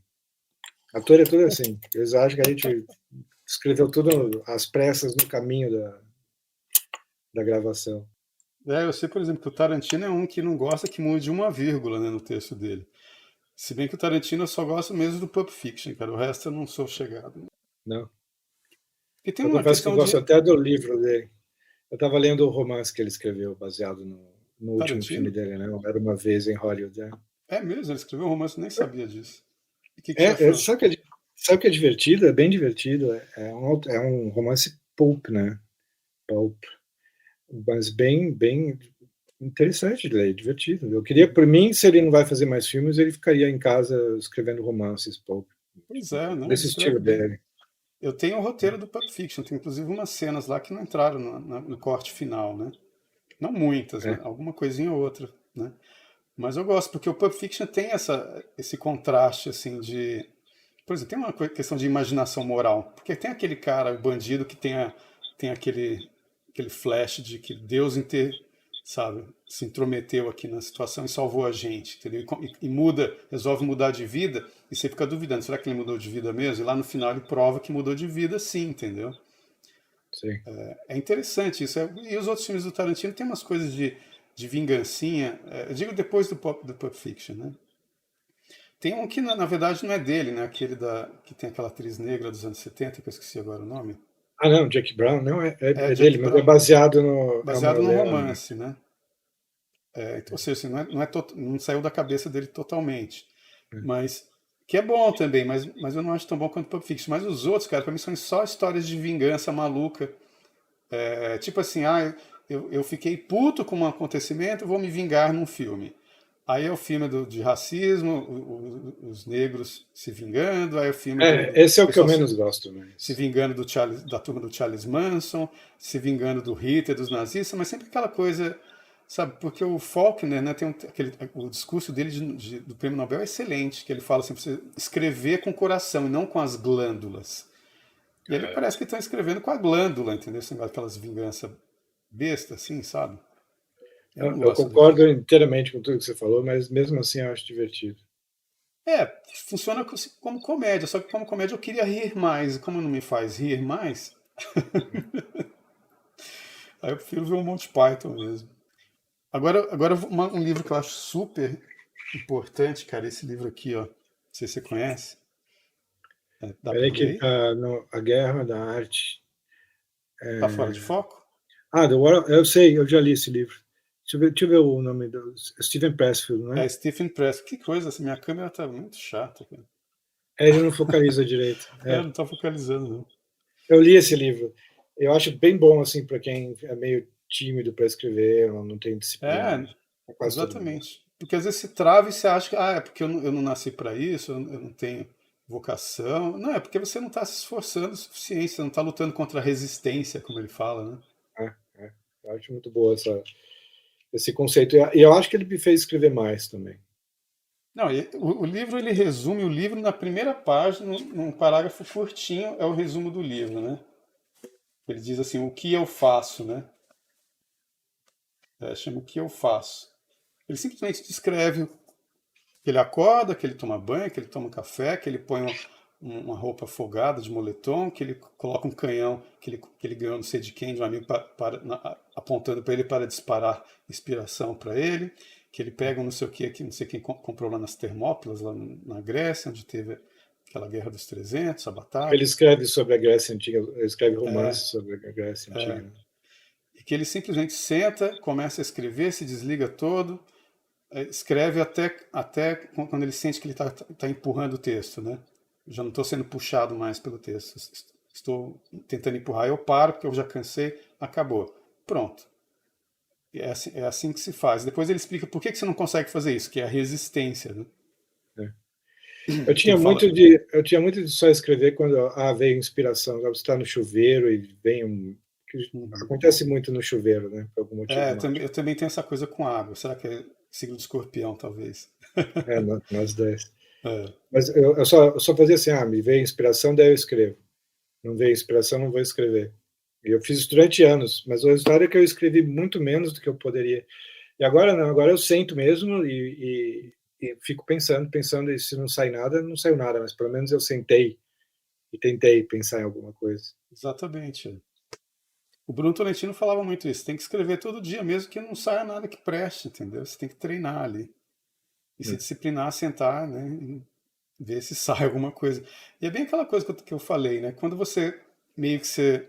Por exemplo, tem aquele pastor aí, pastor Cláudio Duarte, né? Que ele fala da caixa do nada, que o homem tem a caixa do nada. Você já nunca viu isso? Não É muito engraçado. Não sei o que é a caixa do nada. Na verdade, ele traduziu, tem um psicólogo, se não me engano, americano, que tem um vídeo original do cara falando a mesma coisa. Que ele fala assim, que a mulher... Não, a mulher tem uma caixa só com todos os assuntos dentro. Então, quando você vai conversar qualquer coisa com a mulher, ela tira um assunto, vem embolado, amarrado junto com o outro, e muda de assunto muito rápido. Eu conversando com a minha família, com minhas irmãs, minhas sobrinhas, minha mãe, todo mundo ao mesmo tempo, nossa, cara, eu fico louco, né? Que uma já puxo para outro assunto, muda de assunto, quando eu ainda estou querendo dar a minha contribuição para 3 assuntos atrás, entendeu? Aí ele fala que o homem não, ele tem cada assunto é uma caixa diferente. Nós vamos falar sobre literatura, então vamos abrir a caixa da literatura. Não vai misturar com a caixa da comida, entendeu? Com a caixa da roupa. Mas você vê que a gente, nessas conversas que a gente tem, a gente está falando como mulheres, então, porque a gente vai... talvez seja o nosso lado feminino, né? mas a questão que eu estou querendo dizer é o seguinte, é na caixa do nada que está onde você vai encontrar o que te marcou, o que te impressionou. Que fala que o homem, às vezes, ele entra na caixa do nada, que é aquela coisa quando o cara vai pescar, quando às vezes está só lá sentado assim, não está pensando em nada específico, mas às vezes parece que está até emburrado. A mulher chega, você está pensando em quê? Fala, eu estou pensando em nada, entendeu? Como os caras que estão jogando videogame, estão pensando em nada, entendeu? É a caixa do nada do cara, né?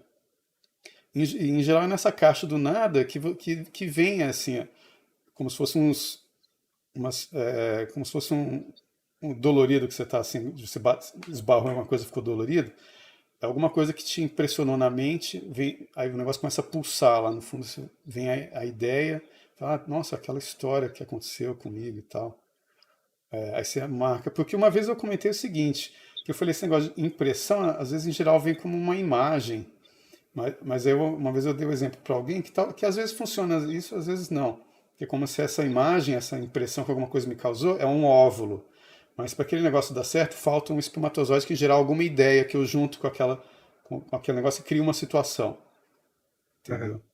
Está falando especificamente para escrever ficção, né? Entendi. Caixa do nada. Eu começo que eu tenho um método menos nobre para começar a escrever, pelo menos não ficção. Para escrever a newsletter, eu geralmente acordo de manhã cedo para mim, porque eu não sou muito de acordar cedo, e começo a ler aforistas famosos para ver se dá ideia. Mas a ideia não é que a frase do aforista... Eu estou lendo o Cioran agora, né? Ele até me irrita, ele me cansa às vezes. Cioran é foda. Eu sinto vontade de sacudir ele pela gola, assim, vai se tratar, deixa de ser tão... Louco. Estou triste o tempo todo. Mas Mas a ideia não é tanto a ideia dele me dá uma ideia, mas se ele está falando sobre um assunto, eu de repente me lembro, sim, adultério, eu tenho uma ideia sobre adultério, eu sempre pensei tal coisa sobre adultério, daí eu escrevo sobre adultério. Uhum.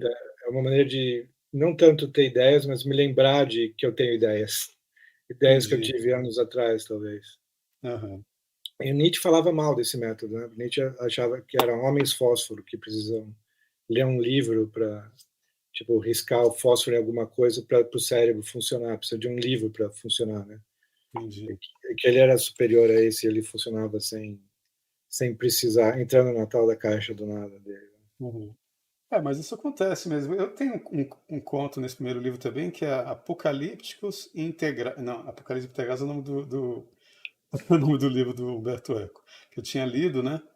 Apocalípticos Integrados. Aí eu li depois o livro do Spengler, que é A Decadência do Ocidente, né? Aí eu imaginei os dois conversando, entendeu? Uhum. Mas como era um livro de humor, eu imaginei como uma espécie de uma paródia de um conversando com a paródia do outro, Sim, né? claro. E aí eu escrevi, como chama o conto? Entendeu? Que é só o conto é um estudante de jornalismo que vai entrevistar dois intelectuais que, durante a conversa, um discorda do outro, entendeu?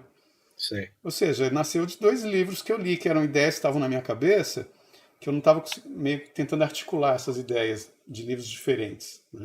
Então eu fiz uma paródia dos dois, imaginei esses dois conversando. Então é uma entrevista, eu conto, né? E Entendi. saiu na revista da USP, cara, a nível D. Eu encontrei lá hoje que eu estava mexendo, encontrei a revista. Muita gente veio me perguntar quem eram esses dois caras, cara. Falei, gente, porque eu vou chamar Roberto Eca. Como é que o cara não percebe que é Roberto Eco, entendeu?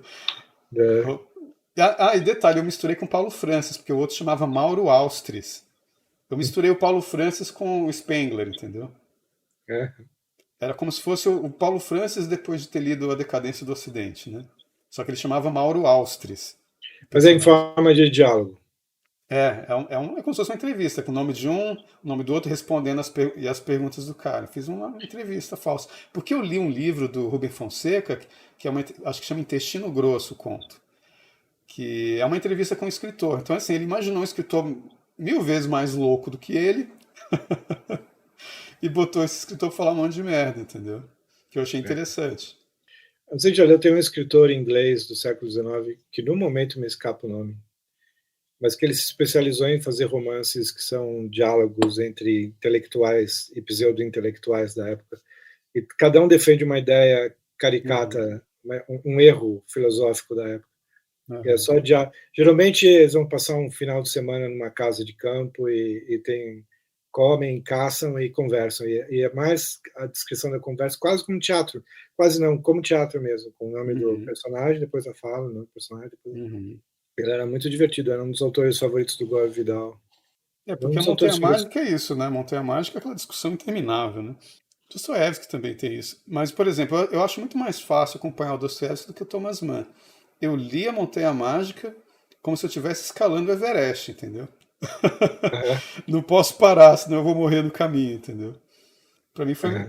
a partir de um determinado momento foi um esforço enorme. E aí tem um capítulo, eu dei graças a Deus que eu estudei francês, eu tinha estudado francês assim alguns anos antes só, né?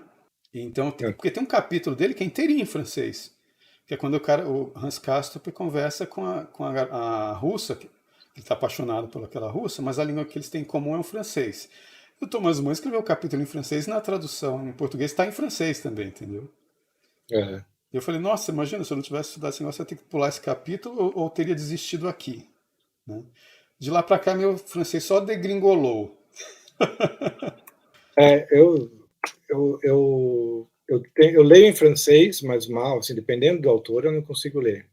Proust Uhum. eu já tentei ler em francês 500 vezes e não consigo ir para frente. Não, meu francês está no nível do jornalismo só. Eu leio o jornal do site em francês, eu leio numa boa. Agora, quando eu fui tentar ler o Houellebecq, eu parei tanto para olhar em dicionário que eu falei, cara, não vai dar certo.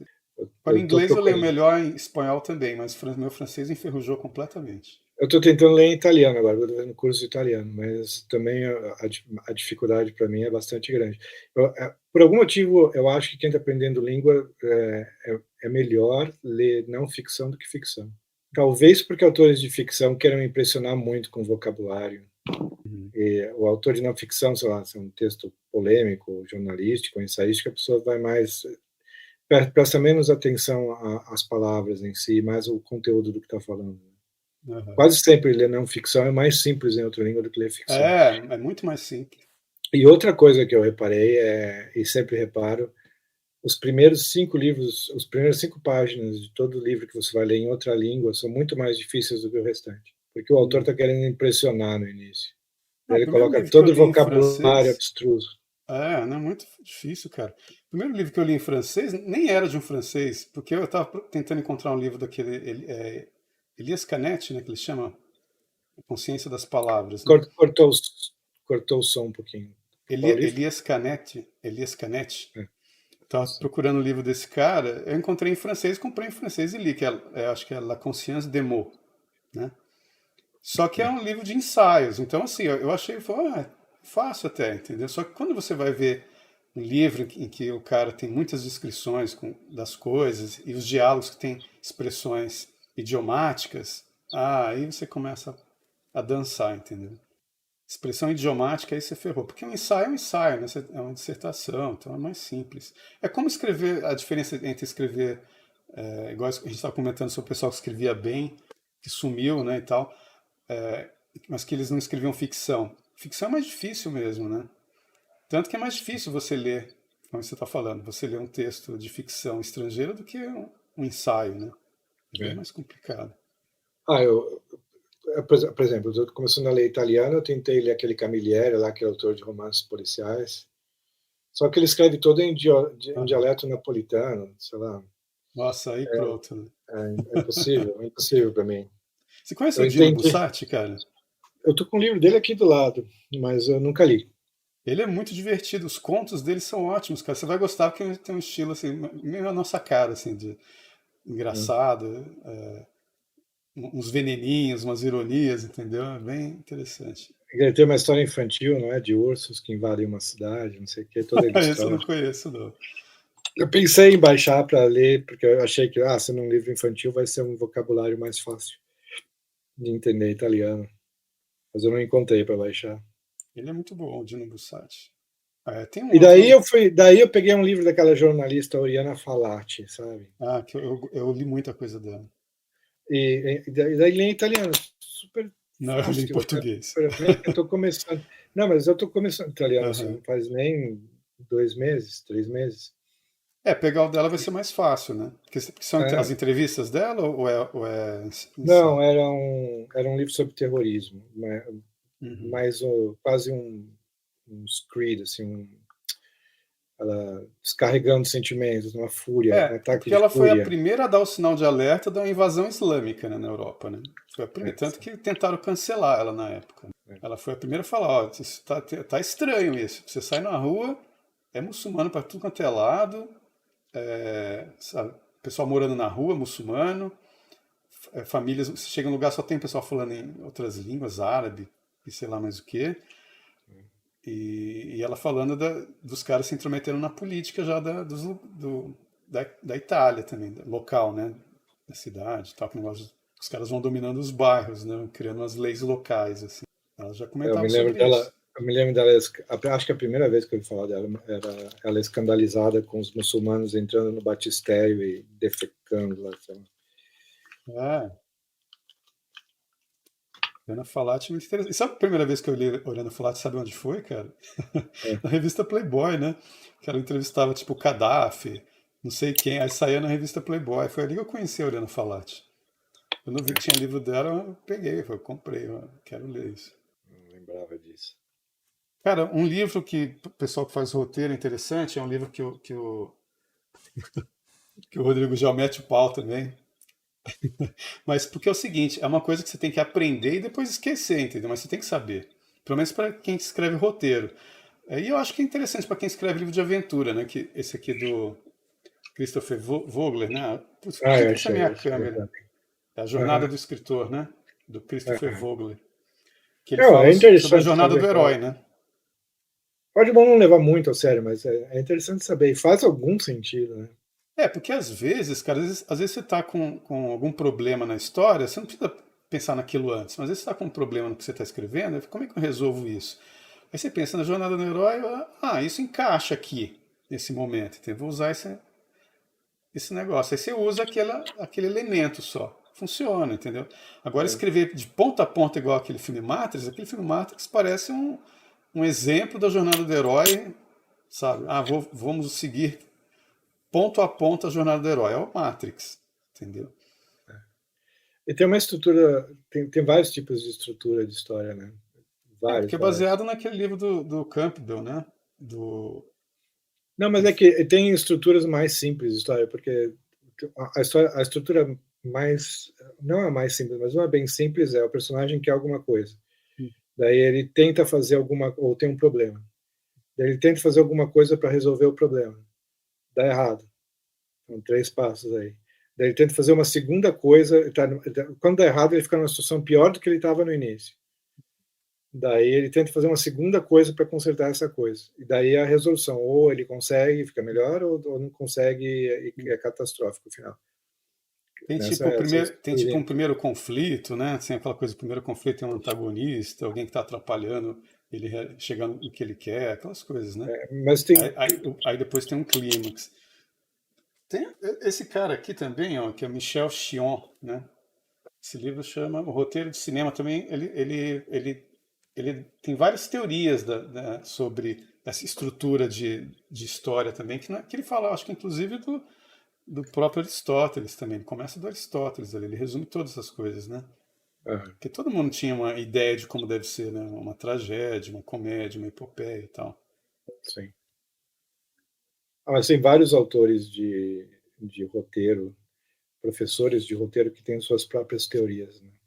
Então, essa Tem, maneira de dividir uma história tem vários jeitos diferentes. tem. Mas eu acho bom, eu não vejo isso com desprezo, não. Eu acho bom você, especialmente para escrever roteiro mesmo. Eu acho bom que, do mesmo jeito que os caras vão pro MMA lá, sabe, vão lutar, antes o cara fez jiu-jitsu, o cara fez taekwondo, o cara fez boxe tailandês, entendeu? Ele fez tudo aquilo, mas na hora de lutar, ele não vai entrar na posição ou fazer só aquilo daquela luta. Não, aí vai na espontaneidade, no talento do cara, entendeu? Então é bom você conhecer essas técnicas, essas coisas, mas como diz como eu falei do cara do Zen, o Ray Bradbury, não pensa, entendeu? Na hora de escrever, você não pensa nessas coisas. Você pode pensar na hora você empacou em algum lugar, deixa eu ver se tem alguma coisa que eu posso usar aqui do que eu aprendi desses caras para resolver aquele problema, mas não precisa pensar. Sim, sim. Há um livro que eu acho bom também sobre escrita, mas não é sobre história, é sobre aspecto estilístico. É um livro chamado Simples e Claro como a Verdade. Simple and Clear as Truth. Mark Turner. E ele é muito bom, mas é um proponente do estilo clássico simples. Você se exprimir da maneira mais lógica, mais clara e sem figura. Mas o livro é muito bom porque, especialmente pela antologia que ele faz de textos franceses e ingleses, desse estilo clássico, estilo super simples, teático e não rococó. Esse livro, mas de modo geral, o livro sobre como escrever tem muito pouca coisa que você possa dizer que você usou, né? É. Que você lê e você concorda ou não concorda, mas E eles tem não um são tão problema, viu, práticos. cara? Às vezes, esse negócio de você querer ler manual de escrita criativa demais, fazer cursos demais, vira o que como chama o Stephen Pressfield chama de a resistência, faz parte da sua resistência. Você já está pronto para escrever, mas você está resistindo, entendeu? E arranja uma desculpa. Não, eu preciso saber mais, eu preciso de mais material, de mais equipamento. Não, eu não estou pronto. Aí você fica resistindo a se entregar para o papel em branco, para o monitor em branco, no caso, né? Vira também uma forma de resistência você querer ficar lendo um monte de coisa antes. Sim. E nos Estados Unidos, eu acho, como eles têm um mercado grande de contos, eles ficam muitos anos escrevendo contos sem coragem de escrever romance, né? Porque é considerado uma etapa anterior a escrever um romance. Primeiro você aprende escrevendo contos. Então, Só que muita gente fica anos e anos fazendo isso. Jorge Luiz Borges era super contra isso, né? E eu achei interessante ver que o Faulkner achava que a poesia, conto e depois romance, na hierarquia dele. Eu não sabia que ele, antes de ver essa entrevista. Porque se você vai ser mais conciso no conto, em teoria tem tudo para ser mais difícil, né? Uhum. Se você tem que ser mais conciso do que no romance, você tem muito mais liberdade de devagar e dar voltas, né? Agora, no conto, você tem uma liberdade de estrutura muito grande. Como eu falei, uma entrevista pode ser um conto, entendeu? O Rubem Fonseca tem um conto dele que é um poema bizarro, né? Eu não sei se é no Feliz Ano Novo que tem isso. Olha como que é o poeminha dele, mais ou menos. A história, o que é? É uma página só, se eu não me engano. Que de manhã, na praia, há um corpo. Tipo, alguém morreu ali, né? Não se sabe se foi um assalto ou morreu afogado. Está lá morto na praia. As pessoas vão chegando e vão armando os guarda-sóis, né? E vão botando lá guarda-sol em volta, todo mundo sentando nas cadeirinhas e deixa uma clareira em volta do corpo, entendeu? Ninguém faz nada. Até que finalmente chega o IML, a polícia, bota o corpo naquela bandeja lá, naquela maca, e leva para o carro do IML e vai embora. Aí chega uma família, né, com guarda-sol, nossa, que praia lotada, eu olho assim, nossa, que legal, deixar. Parece até que reservaram pra gente, tem um lugar só pra gente aqui. Vai, põe um guarda-sol bem no lugar onde estava o cara morto. E todo mundo senta na areia, as crianças começam a brincar na areia e acaba a história, entendeu? É só isso. Você poderia ter a mesma liberdade num romance, não? Você pode fazer um romance. Você pode. Por exemplo, como o Joyce faz, né? O Joyce ele muda de estilo de um capítulo para o outro no Ulisses, né? eu tenho aqui um romance que é só um catálogo de leilões de um casal de milionários que se divorciou. Deve ser desde é uma descrição dos objetos que eles têm, que eles foram comprando primeiro quando estavam se conhecendo, depois quando casaram, foram em lua de mel. Vão É uma contando as descrição histórias a de partir dos catálogo. objetos. Não, é uma descrição de catálogo mesmo, de objeto. Ah, é? E depois, quando eles se separaram, toda a história se passa em notinhas, assim, aí eles se separaram, fulano mudou pra... Mas te E prende a funciona. história? Funciona, eu li sem ter que me esforçar. Foi um prazer. Quer que eu te diga qual que é? Deixa eu pegar aqui. Porque o James Joyce ele faz muito isso, né, cara? Por exemplo, tem a parte da mulher dele, né? Mais pro final do Ulisses, do Bloom, né? No Ulisses, tem como se fosse um teatro, né? Tem uma parte lá que é só aquele. Como se fosse Monólogo anterior. aquele monólogo interior e tal. Tem todos os estilos num romance só, né? O livro que eu falei, não sei se aparece invertido aí. Deixa eu botar meu óculos, como eu falei. Meu único óculos está funcionando, é escuro. Ah, sim. Personal property from the collection of Então, é tipo um catálogo, né?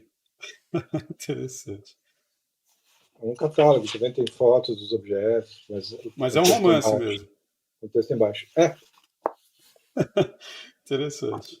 Um livro que eu gostei de ler, cara, é As Crônicas de Gelo e Fogo. Eu sempre quis ler. Do Martin, lá do Game of Thrones, né? Eu gostei, cara.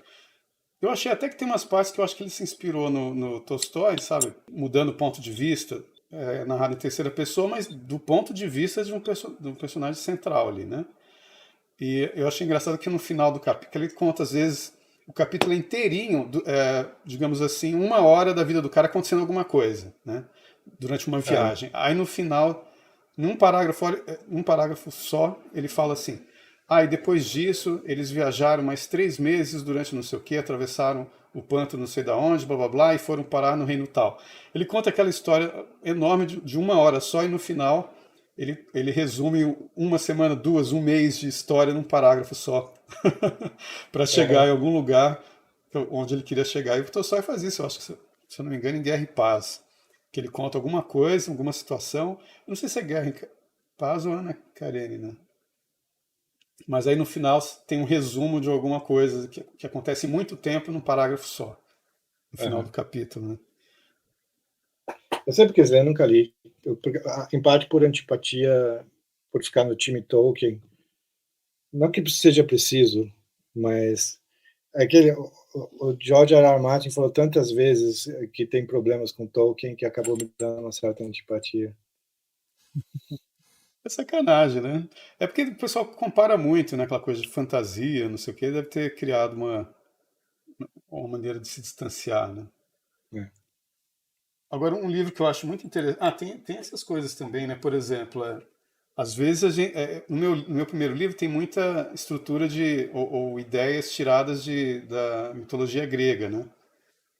Só que o livro que eu vou mostrar aqui não foi o que eu li na época. O que eu li mesmo era do Cal Quereni, não sei se você conhece, que é um estudioso de mitologia grega. Ele tem vários livros, né?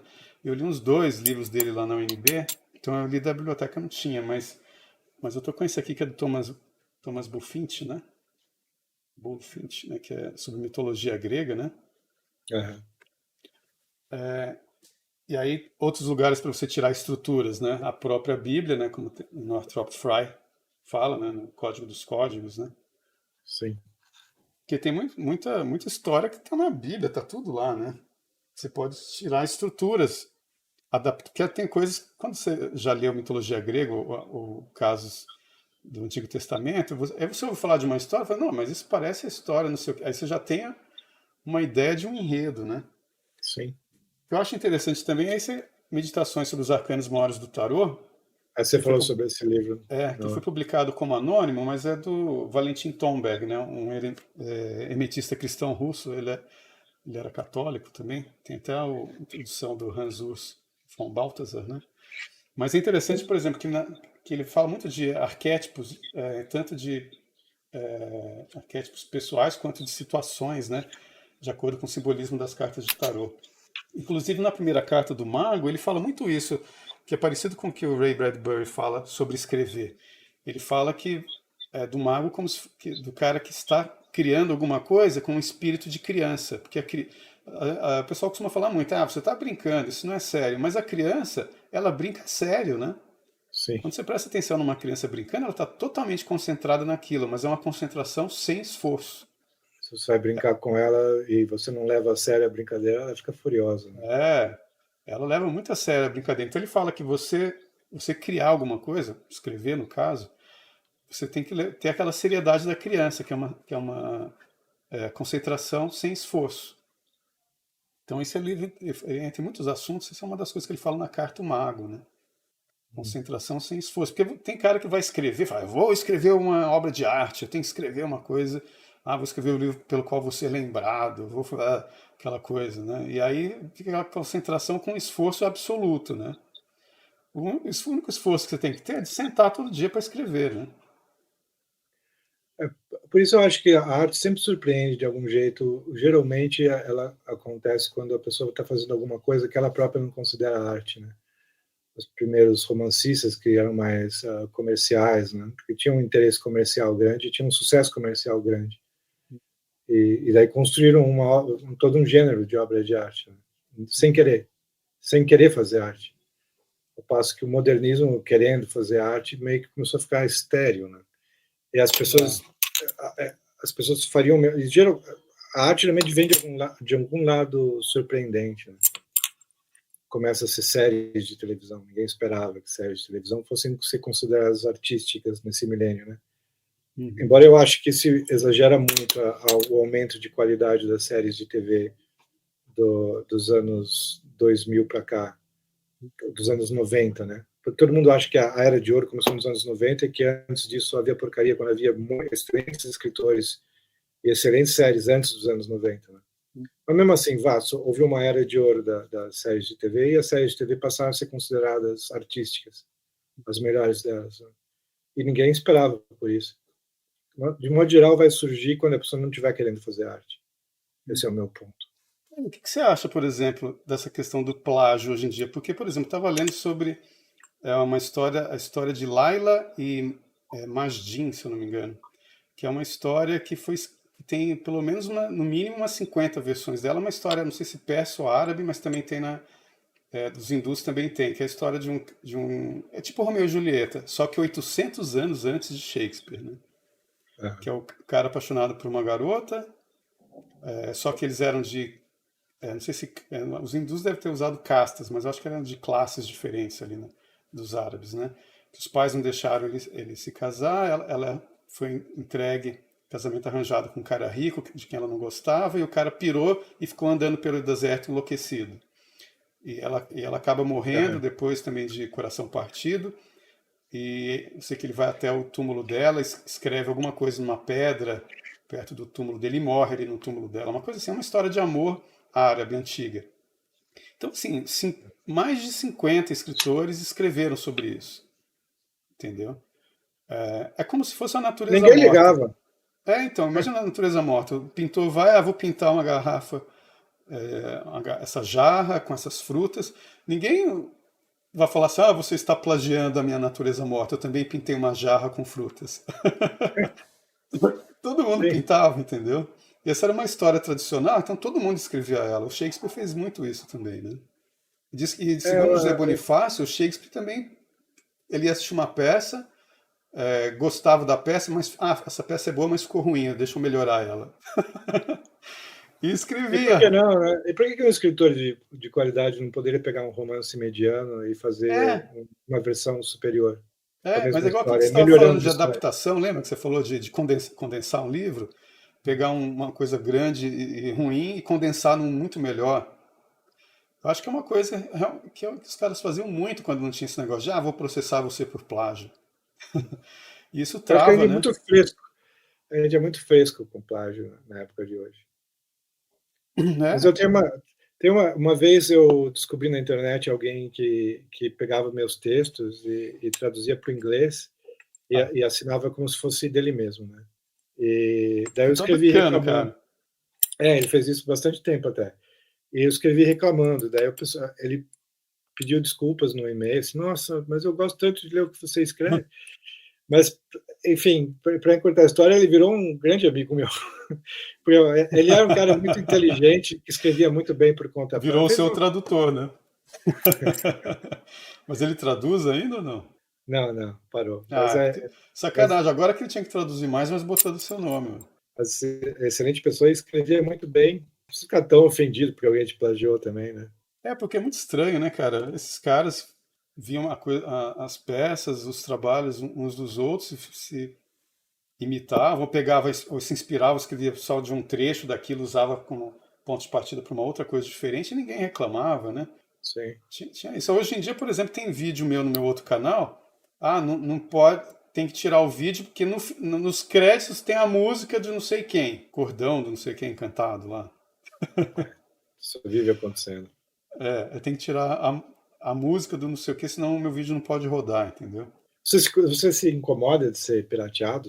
Cara, não muito, porque quando eu estava mais pobre, eu me incomodava muito.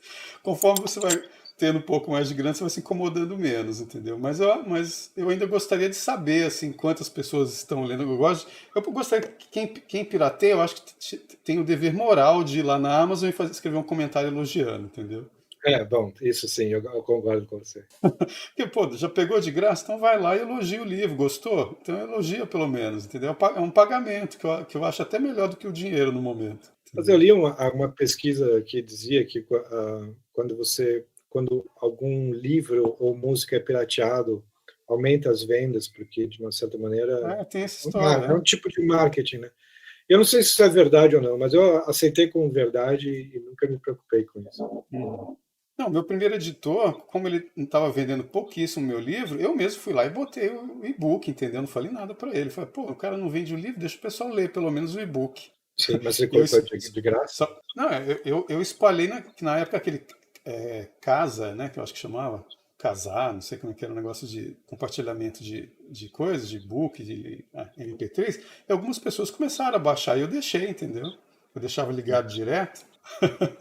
Aí o livro foi para frente, entendeu? Eu falei, o cara não tá vendendo o livro, porque na época ninguém tinha coragem de botar o cartão de crédito na internet para comprar o livro, né? Ele estava tentando vender só pela internet, imagina, em 98, o pessoal botar cartão de crédito na internet. Ninguém tinha coragem de fazer isso.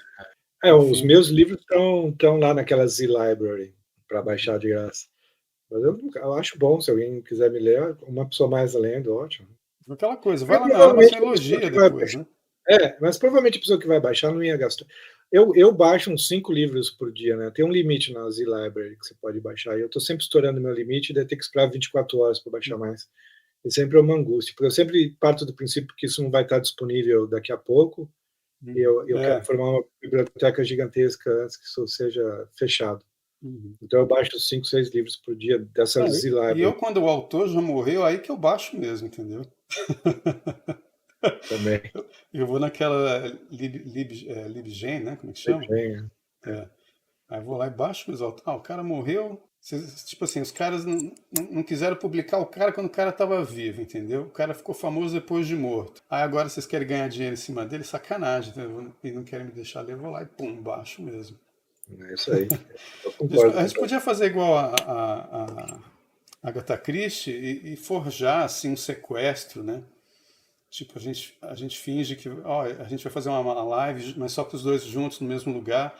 Aí a gente finge que a gente foi sequestrado. É um maior golpe de marketing, né?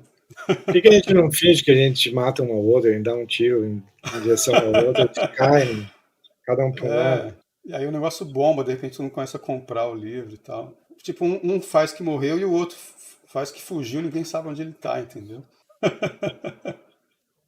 Tem que inventar alguma coisa assim. E o pessoal fica querendo comprar só depois que o cara morreu, né? Que sacanagem. Né? Impressionante. A gente ia falar sobre literatura de horror, né? A gente não entrou no assunto, mas eu quero recomendar um autor. Pode? Não? E na próxima vez a gente fala sobre isso. Ah, mas eu recomendo como autor, autor mesmo, porque ele não é propriamente de horror, é mais uma literatura estranha ou perturbadora, que é dá para ver? Sim, Robert Icke. The Wine Estou Dark Sea. pequenininho aqui, eu não estou vendo direito. Não necessariamente esse livro, ele é muito bom, mas ele tem vários, ele principalmente contista. E são histórias muito estranhas e perturbadoras e muito bem escritas. Não, não são histórias de terror tradicional, não são histórias de fantasma, vampiro, lobisomem. Ou se tiver um fantasma, vai ser um fantasma que você não entende muito bem se é um fantasma ou se é uma pessoa mesmo. É mais uma sensação de estranheza e absurdo, mas muito bom. Então é mais ou menos do tipo do Macken. É, mas ainda mais afastado de horror tradicional, sabe? De qualquer coisa realmente horrível. É mais estranho do que horrível. Você já leu um ensaio do Houellebecq sobre o Lovecraft? Eu li. Eu acho que ele é a francesa, o Lovecraft, um pouquinho. Faz o Lovecraft usar gola rolê durante algumas partes. Mas, mas é um bom livro. E é muito legível também. E tem ideias interessantes. É que eu adoro o Lovecraft. Eu gosto do Completamente. Lovecraft, é aquele do caso do Dexter Ward, né? É Dexter Eu Ward sei que chama. os zumbis lá ficam em buracos no Não, o que solo. eu gostei muito daquilo, cara, é porque o cara fica paranoico com a história, que é como se ele estivesse tomando, como fala, ciência de uma teoria da conspiração, e ele tá ficando paranoico com aquilo, só que o Lovecraft demora a mostrar pra gente que aquilo realmente é real. E eu dava gargalhada do cara. Esse cara tá muito engraçado, porque ele tá muito paranoico com uma coisa que a gente não sabe se é piração da cabeça dele, entendeu? Que no final você vê que era tudo real mesmo. Isso eu achei Sim. interessante. Da paranoia do cara de uma coisa que até então não aparece assim até um certo momento, entendeu? Uhum. Vai mostrando só ele paranoicaço com o negócio. Eu acho que é uma coisa que o Houellebecq meio que pegou para fazer algumas histórias dele, assim, dos caras pirando com alguma coisa. Eu só Porque li o Submissão do Gunback. é, eu li aquele. Eu li três, na Submissão, o Mapa do Território, que eu achei muito, muito bom também. E aquele outro que é uma pseudo. Quer dizer, mais ou menos uma ficção científica, como é que chama? Enfim, mas é um que ele detona a mãe dele, a mãe dele ficou puta, né? É porque ele realmente se baseou na mãe dele, que a mãe dele era uma alpinista, hippie, sumia com os namorados para escalar a montanha, e sumia no mundo, deixava ele com a avó, então ele cresceu com um ressentimento pela mãe, né? E ele usou essa história com a mãe nesse livro. Nossa, Você faria isso com uma pessoa da vida partículas. real? Então, isso que eu ia Elementares. comentar agora. O livro é Partículas Elementares. Porque eu perguntaram pra ele, como é que você teve? Porque a mãe dele ficou puta e foi escrever uma autobiografia para se justificar, entendeu? Cara, então, no meu primeiro conto eu já sacanei alguns amigos, assim, mas eu mudo completamente a situação. Às vezes eu mudo até o sexo, entendeu? Para a própria pessoa não se identificar, entendeu? Mas ela consegue se identificar? Até agora teve.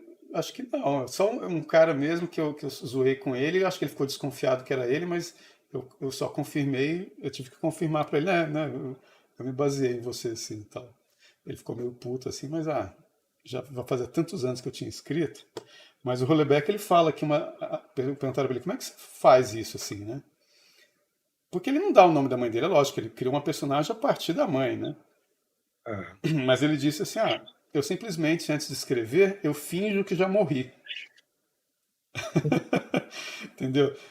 Como eu já morri, ninguém vai me atacar, não vai ter consequência nenhuma para mim, entendeu? Eu finjo que já bom morri método, e uso tudo. bom método. Né? Vou fazer isso também. Comigo já aconteceu de pessoas acharem que eu estava falando de alguém e eu não estava e elas pararam de falar comigo. E não estava. Não era uma indireta para ninguém o personagem. Não, eu outro dia eu descobri que o Facebook, naquelas mensagens do Messenger dele, tem uma caixa de spam, cara. Porque eu sabia que tinha aquele outro de pessoas que não estão na sua lista de amigos, caem ali. Mas ainda tem uma outra abazinha que de spam, que eu nem sabia que existia aquilo. Lá, cara, tem mensagem ali de 10, 12 anos atrás, de gente que eu nem tinha lido a mensagem ainda.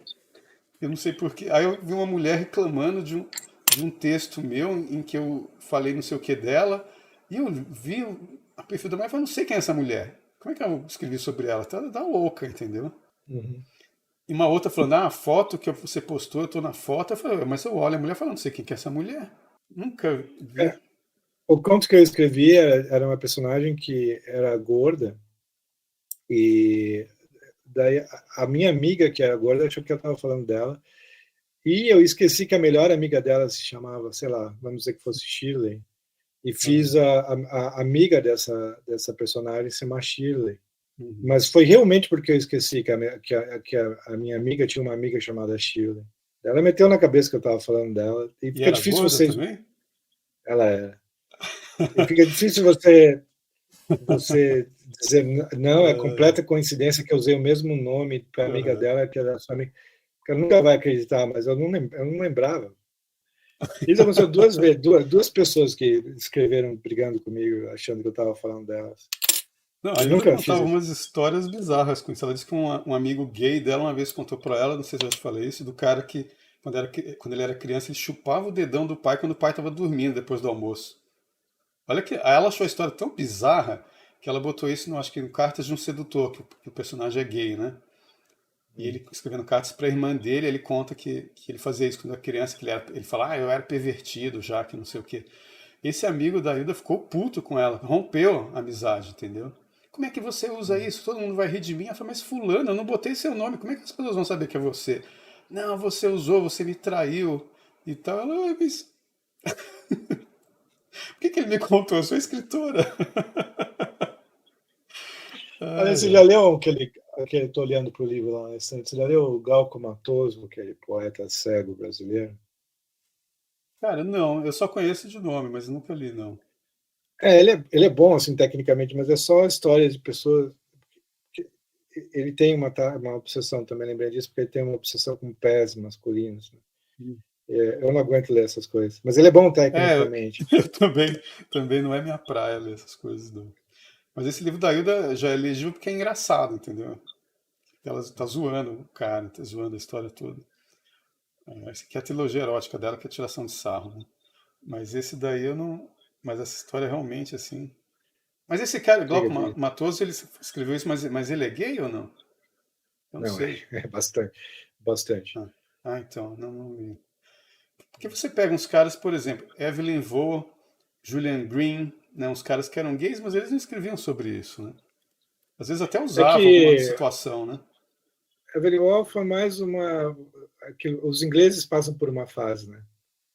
Os ingleses têm isso, eles passam por uma fase na juventude, né? Mas ele não era propriamente, né? Depois dos 20 e tantos, ele Ah, era é porque 100% casou, né? heterossexual, é. E o Julian Não, Green já disse que ele tinha também. Porque ele também era católico, Evelyn Waugh, né? Não era? sim, sim, ele se converteu Porque o Julian Green com uma certa também. idade já. Que deve ser foda, né, pro cara, né? O cara é gay, aí tem toda essa fase, aí se converte, esse momento da conversão para eles deve ser mais complicado, né? Né, talvez. Mas eu acho mesmo que os ingleses passavam por uma fase ao ficar em Oxford, sem Você mulher diz nem nada. estilo Grécia lá com. Sócrates com... Porque esse sistema de escola inglesa é muito mal pensado, né? O que acontece de homossexualidade e estupro gay, né, nessas escolas é muito grande. C.S. Lewis escreve sobre isso, né, nas memórias dele, que ele é todo cauteloso para falar do assunto, né, mas fala de horrores que aconteciam e degradações na escola dele. Os alunos mais velhos fazerem isso com os alunos mais novos. Né? Isso Entendi. é muito espalhado na Inglaterra. Eu sei que meu pai que estudou nesse seminário no Rio de Janeiro, lá, o Seminário São José, que eu comentei que é o mesmo que estudou o Carlos Heitor Coni. O pai disse que às vezes, à noite, quando o pessoal estava tudo no quarto para dormir, às vezes acendia a luz, aí entrava o padre, batia a palma, falava assim, fulano de tal, né? Pegue suas coisas, pegue todas as suas coisas e venha comigo. O moleque ia embora do seminário e sumia, ninguém nunca mais ouvia falar dele. Que diz que toda vez que o padre percebia a tendência homossexual do moleque, mandava embora, entendeu? Uhum. Entendeu? Aí depois o Olavo comenta, né, que teve tem um livro sobre isso, eu não sei qual é o nome do livro, que teve uma época que o movimento gay de propósito entrava, né, os caras entravam para ser padre mesmo, né? E aí começaram a zoar a igreja por dentro. Não sei, é um livro, eu não sei qual é o livro que o Olavo cita, mas na época do meu pai, quando ele era criança, sei lá, que é anos 40, né? Os padres sacavam que o moleque era gay e tiravam dali, porque os caras vão ficar sempre morando com um monte de homem. Vai ter depois. Vai ter depois coroinha, vai ser professor de outros meninos, entendeu? Então, Uhum. assim, vamos evitar pederastia, né, que é o termo da época, né, que é o cara que gosta de menino novo, né?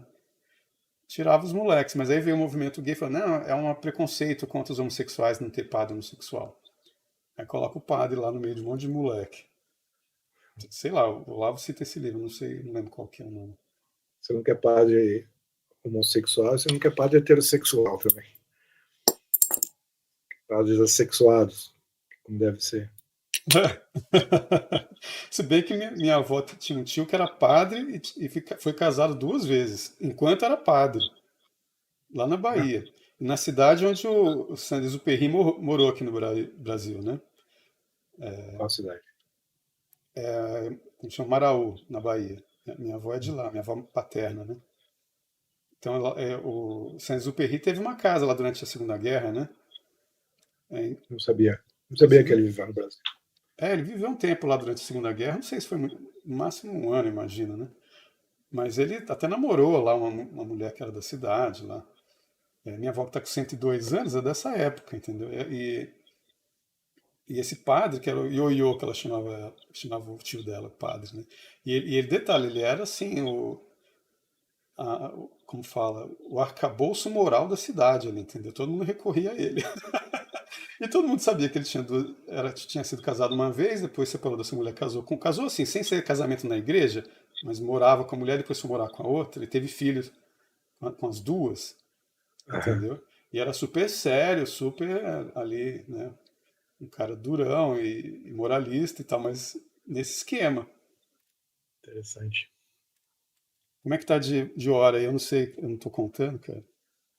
Já tem quase 2? Quase duas. Uma hora Não, e então vamos 50. parar, né?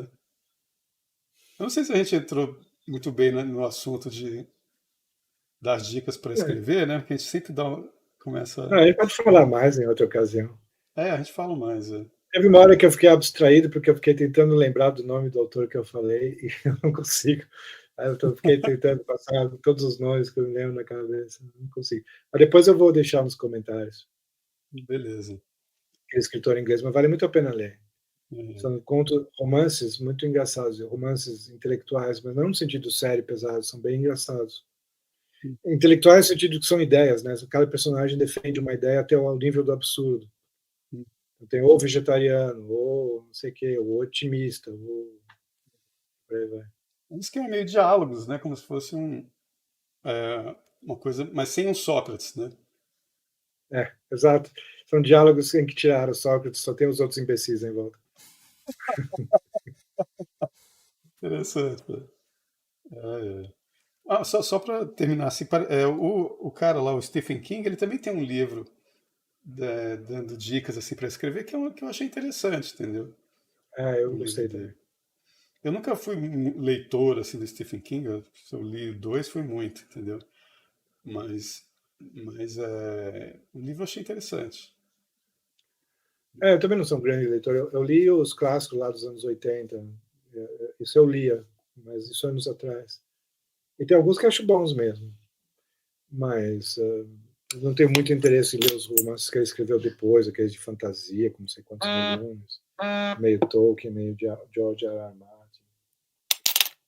Isso não tenho muita paciência de ler. E ele no Twitter é chatíssimo, né? É, nossa, cara, muito chato. Até os caras do Monty Python às vezes são chatos pra caramba no Twitter. Ainda bem que eu não sigo. Né? John Cleese, você está falando? O John Cleese às vezes fala umas coisas que fala, esses caras, eles deviam assistir mais a vida de Brian e ver os caras sacaneando os revolucionários. Ver eles mesmos sacaneando os revolucionários pra ver se cai a ficha. Porque de vez em quando eles falam umas coisas. Faz tempo que eu não vejo, entendeu? Porque eu não parei de prestar atenção. Eu sempre falo, não, cara. Os caras que fizeram aquilo estão levando a sério certas coisas. Não é possível. Enfim. Não, Alexandre, valeu, né? Pelo menos a gente pode até conversar ainda, mas tá na hora de parar, senão o pessoal vai cansar da gente se fizermos uns podcasts longos demais. E eu tentei aqui dar um jeito no seu som para ver se fica mais alto. Gente, ele vai comprar um microfone, viu? Eu vou. Eu vou. Eu tô procrastinando, mas eu vou. Tá prometido o negócio. Eu não sei ainda se no próximo a gente vai conversar com alguém, vai estar só a gente, mas sempre há a possibilidade de, pelo menos a cada 15 dias, a gente estar com alguém junto aqui falando, né? Vamos ver. Depende aí das respostas aos convites, né? Bom, gente, vamos parar por aqui antes que o pessoal... Porque a essa altura, metade já largou, né? Porque a gente faz isso também, né? Começa a ouvir o podcast, vou terminar depois, cansa, às vezes esquece de terminar, né? A gente tem que avisar no começo que a gente vai dar contar algum segredo ou dar alguma senha de ganhar alguma coisa. Se a pessoa ficar até o final, é isso? Vai estar num ponto indefinido, né? Enfim, bom, é isso aí, gente. Obrigado pela atenção de novo, né? Valeu, a gente obrigado. Volta no próximo domingo aí com mais um podcast. Valeu também, Alexandre. Valeu, Yuri. Abração e até a próxima.